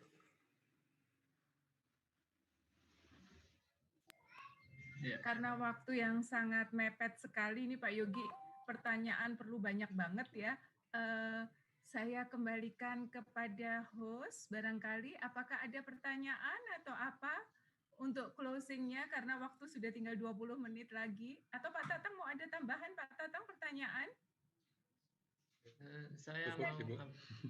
Saya pikir ke Mama Pak Sudi. deh, Mama Bapak Sudi. Bapak Sudi, silakan pertanyaannya. Oke, terima kasih. Selamat siang. Assalamualaikum warahmatullahi wabarakatuh. Saya tertarik sama yang disampaikan oleh Pak Yogi tadi. Bahasanya untuk meningkatkan literasi data tadi, harus ada kolaborasi dari semua mata pelajaran, dari semua guru. Bagaimana agar anak ini bisa literat dalam data dan memang harus punya kompetensi dalam membaca secara baca tulisnya ya. Yang saya sedikit sharing di sini, untuk memahami soal matematika itu memang anak harus mampu membaca dalam hal bahasa Indonesianya. Oleh karena itu, untuk bisa menjawab soal matematika terkait dengan data tadi, contohnya di kelas 5, di kelas 6 itu membaca data, maka dia harus bisa menyajikan data. Maka ketika ada soal berkaitan dengan data, contoh data dari sebuah cerita tadi, deskripsi tadi, anak bisa menyimpulkan siapa siswa yang paling banyak, siapa siswa. Kadang kan ada soal seperti itu. Maka perlu juga ditanamkan, ditingkatkan kepada anak bagaimana memahami suatu wacana sehingga bisa menampilkan dalam bahasa matematikanya dalam bentuk datanya. Mungkin itu sebagai sharing dari saya gitu Pak. Terima kasih Pak Yogi ilmunya tadi. Ya, makasih Pak Masudi ya. Setuju dengan yang disampaikan Pak Masudi, bagaimana kita memahami data itu suatu yang penting sebelum bisa menyelesaikan suatu permasalahan. Karena dengan memahami dulu baru nanti bisa menyelesaikan dan memaknai data tersebut.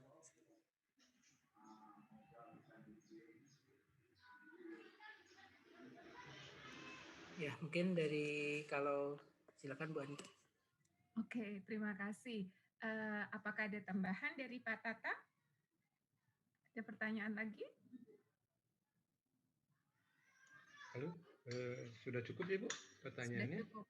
Baik, saya kembalikan kepada Mas Endi dan Mas Arif. Silakan Mas Endi dan Mas Arif. Ini waktunya benar-benar mepet banget, tinggal 15-20 menit. Kita mesti itu ya, apa namanya, kembali ke Mas Endi dan Mas Arif supaya kita bisa persiapan lagi nih pertanyaan-pertanyaan yang berikutnya. Dan kepada Bapak Ibu guru, mohon maaf, minta tolong diisi pertanyaan yang ada di dalam YouTube-nya. Di situ ada pertanyaan-pertanyaan yang harus dijawab supaya bisa mendapatkan e-sertifikatnya. Tidak sulit, asalkan mendengarkan pasti bisa.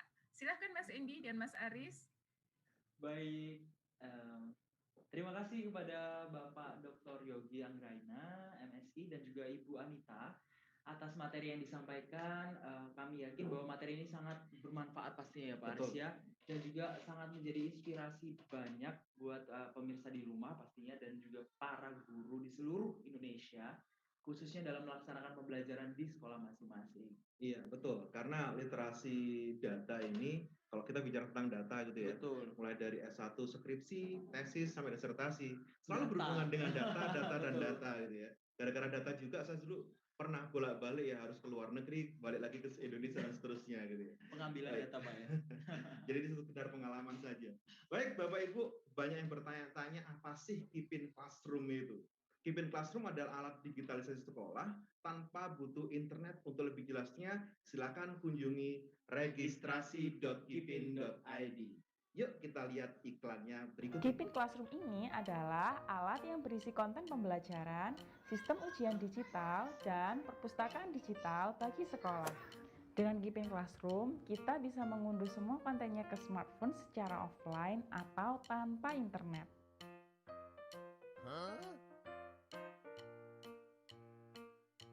Yuk, ikuti langkah-langkah mengunduh konten pelajaran dari Keepin Classroom. Langkah pertama, pastikan kamu sudah menginstal aplikasi Keepin School di HP kamu. Nyalakan mobile data kamu. Buka aplikasi Keepin School dan login ke akun kamu. Jika belum memiliki akun, registrasi terlebih dahulu dengan memilih menu Daftar sekarang. Kemudian nyalakan Wi-Fi. Lalu sambungkan dengan Wi-Fi Keepin Classroom. Buka pengaturan, lalu pastikan tombol merah mengarah pada mode offline. Mode offline sudah aktif. Kini, kamu sudah bisa mengakses semua menu dan fitur aplikasi Keepin School secara offline tanpa kuota internet.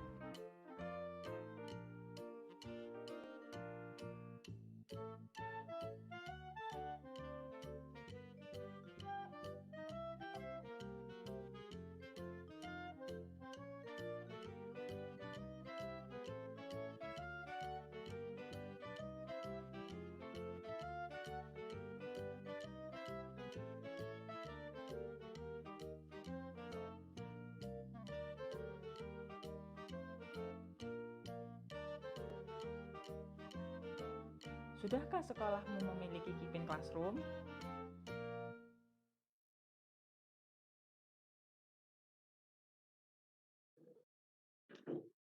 Baik, Bapak Ibu beserta peserta setia kami di rumah, berikut kami menyampaikan kata kunci yang kedua. Ya. Setelah tadi kata kunci yang pertama, sekarang kata kunci yang kedua, maka dari itu siapkan dulu ballpoint-nya, notesnya, atau handphonenya mungkin, karena kata kunci yang kedua adalah pemanfaatan data. Sekali lagi, kata kunci yang kedua kita adalah pemanfaatan data. Yang dibantu Eja ya Pak ya? Iya. PEMANFAATAN spasi DATA. Pemanfaatan spasi data. Dan jangan lupa untuk penulisannya itu menggunakan huruf kecil semua ya Pak ya, dan menggunakan spasi tentunya. Nah, presensi akan dibuka sampai jam 5 sore ini ya, pada hari ini ya. Jadi jangan sampai ketinggalan untuk mengisi presensi pada sore hari ini ya Pak ya, jam 5 ya. Baik, Bapak Ibu beserta pemirsa di rumah, ya nggak kerasa nih kita udah sampai di penghujung acara nih Pak Faris. Kita akan bertemu kembali minggu depan ya. Untuk itu jangan lupa ikuti webinar berikutnya tanggal 26 Juni tahun 2021 masih dengan tema literasi data dengan pokok bahasan yang lebih keren lagi yaitu mengelola dan penyimpanan data.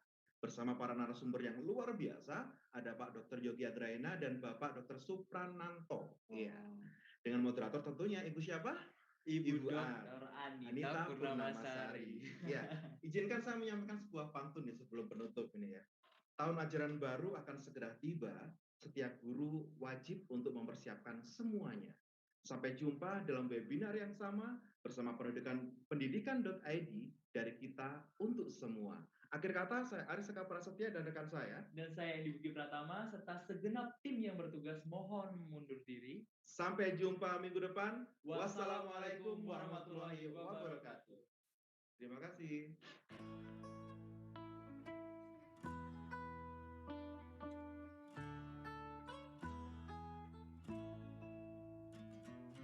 Sekarang sudah zamannya digital. Pembangunan perpustakaan sekolah sebagai sarana sekolah tidak lagi membutuhkan waktu yang lama maupun biaya yang besar. Jawabannya adalah Keepin Classroom, sebuah IoT dengan desain yang kecil, praktis, dan murah. Keepin Classroom siap digunakan hanya dengan menekan tombol on. sangat praktis dan mudah dioperasikan. Keeping Classroom sebagai perpustakaan digital menyediakan ribuan referensi yang dapat dimaksimalkan. Selain itu juga berisi 2.000 lebih video pendidikan yang dapat ditonton untuk menunjang belajar siswa. Tidak perlu membeli buku-buku latihan soal. Siswa dapat memanfaatkan koleksi latihan soal yang terdapat dalam Keeping Classroom. Ratusan bacaan literasi menarik berupa komik yang syarat akan nilai-nilai moral, pengetahuan, sejarah, dan juga kesehatan. Tidak hanya sederetan konten yang telah disediakan, namun sekolah juga dapat menambahkan referensi-referensi lain berupa file PDF ataupun video untuk menambah koleksi perpustakaan sekolah. Silakan install aplikasi Keeping School yang tersedia di 3 platform, Android, iOS, dan Windows. Sambungkan Wi-Fi gadget ke Wi-Fi Keeping Classroom. Silakan download koleksi-koleksi yang ada di Keeping Classroom. Membangun perpustakaan digital hanya perlu 3 menit. Sekali on, sudah langsung bisa dimanfaatkan. Ayo lengkapi sekolahmu dengan perpustakaan digital Keeping Classroom.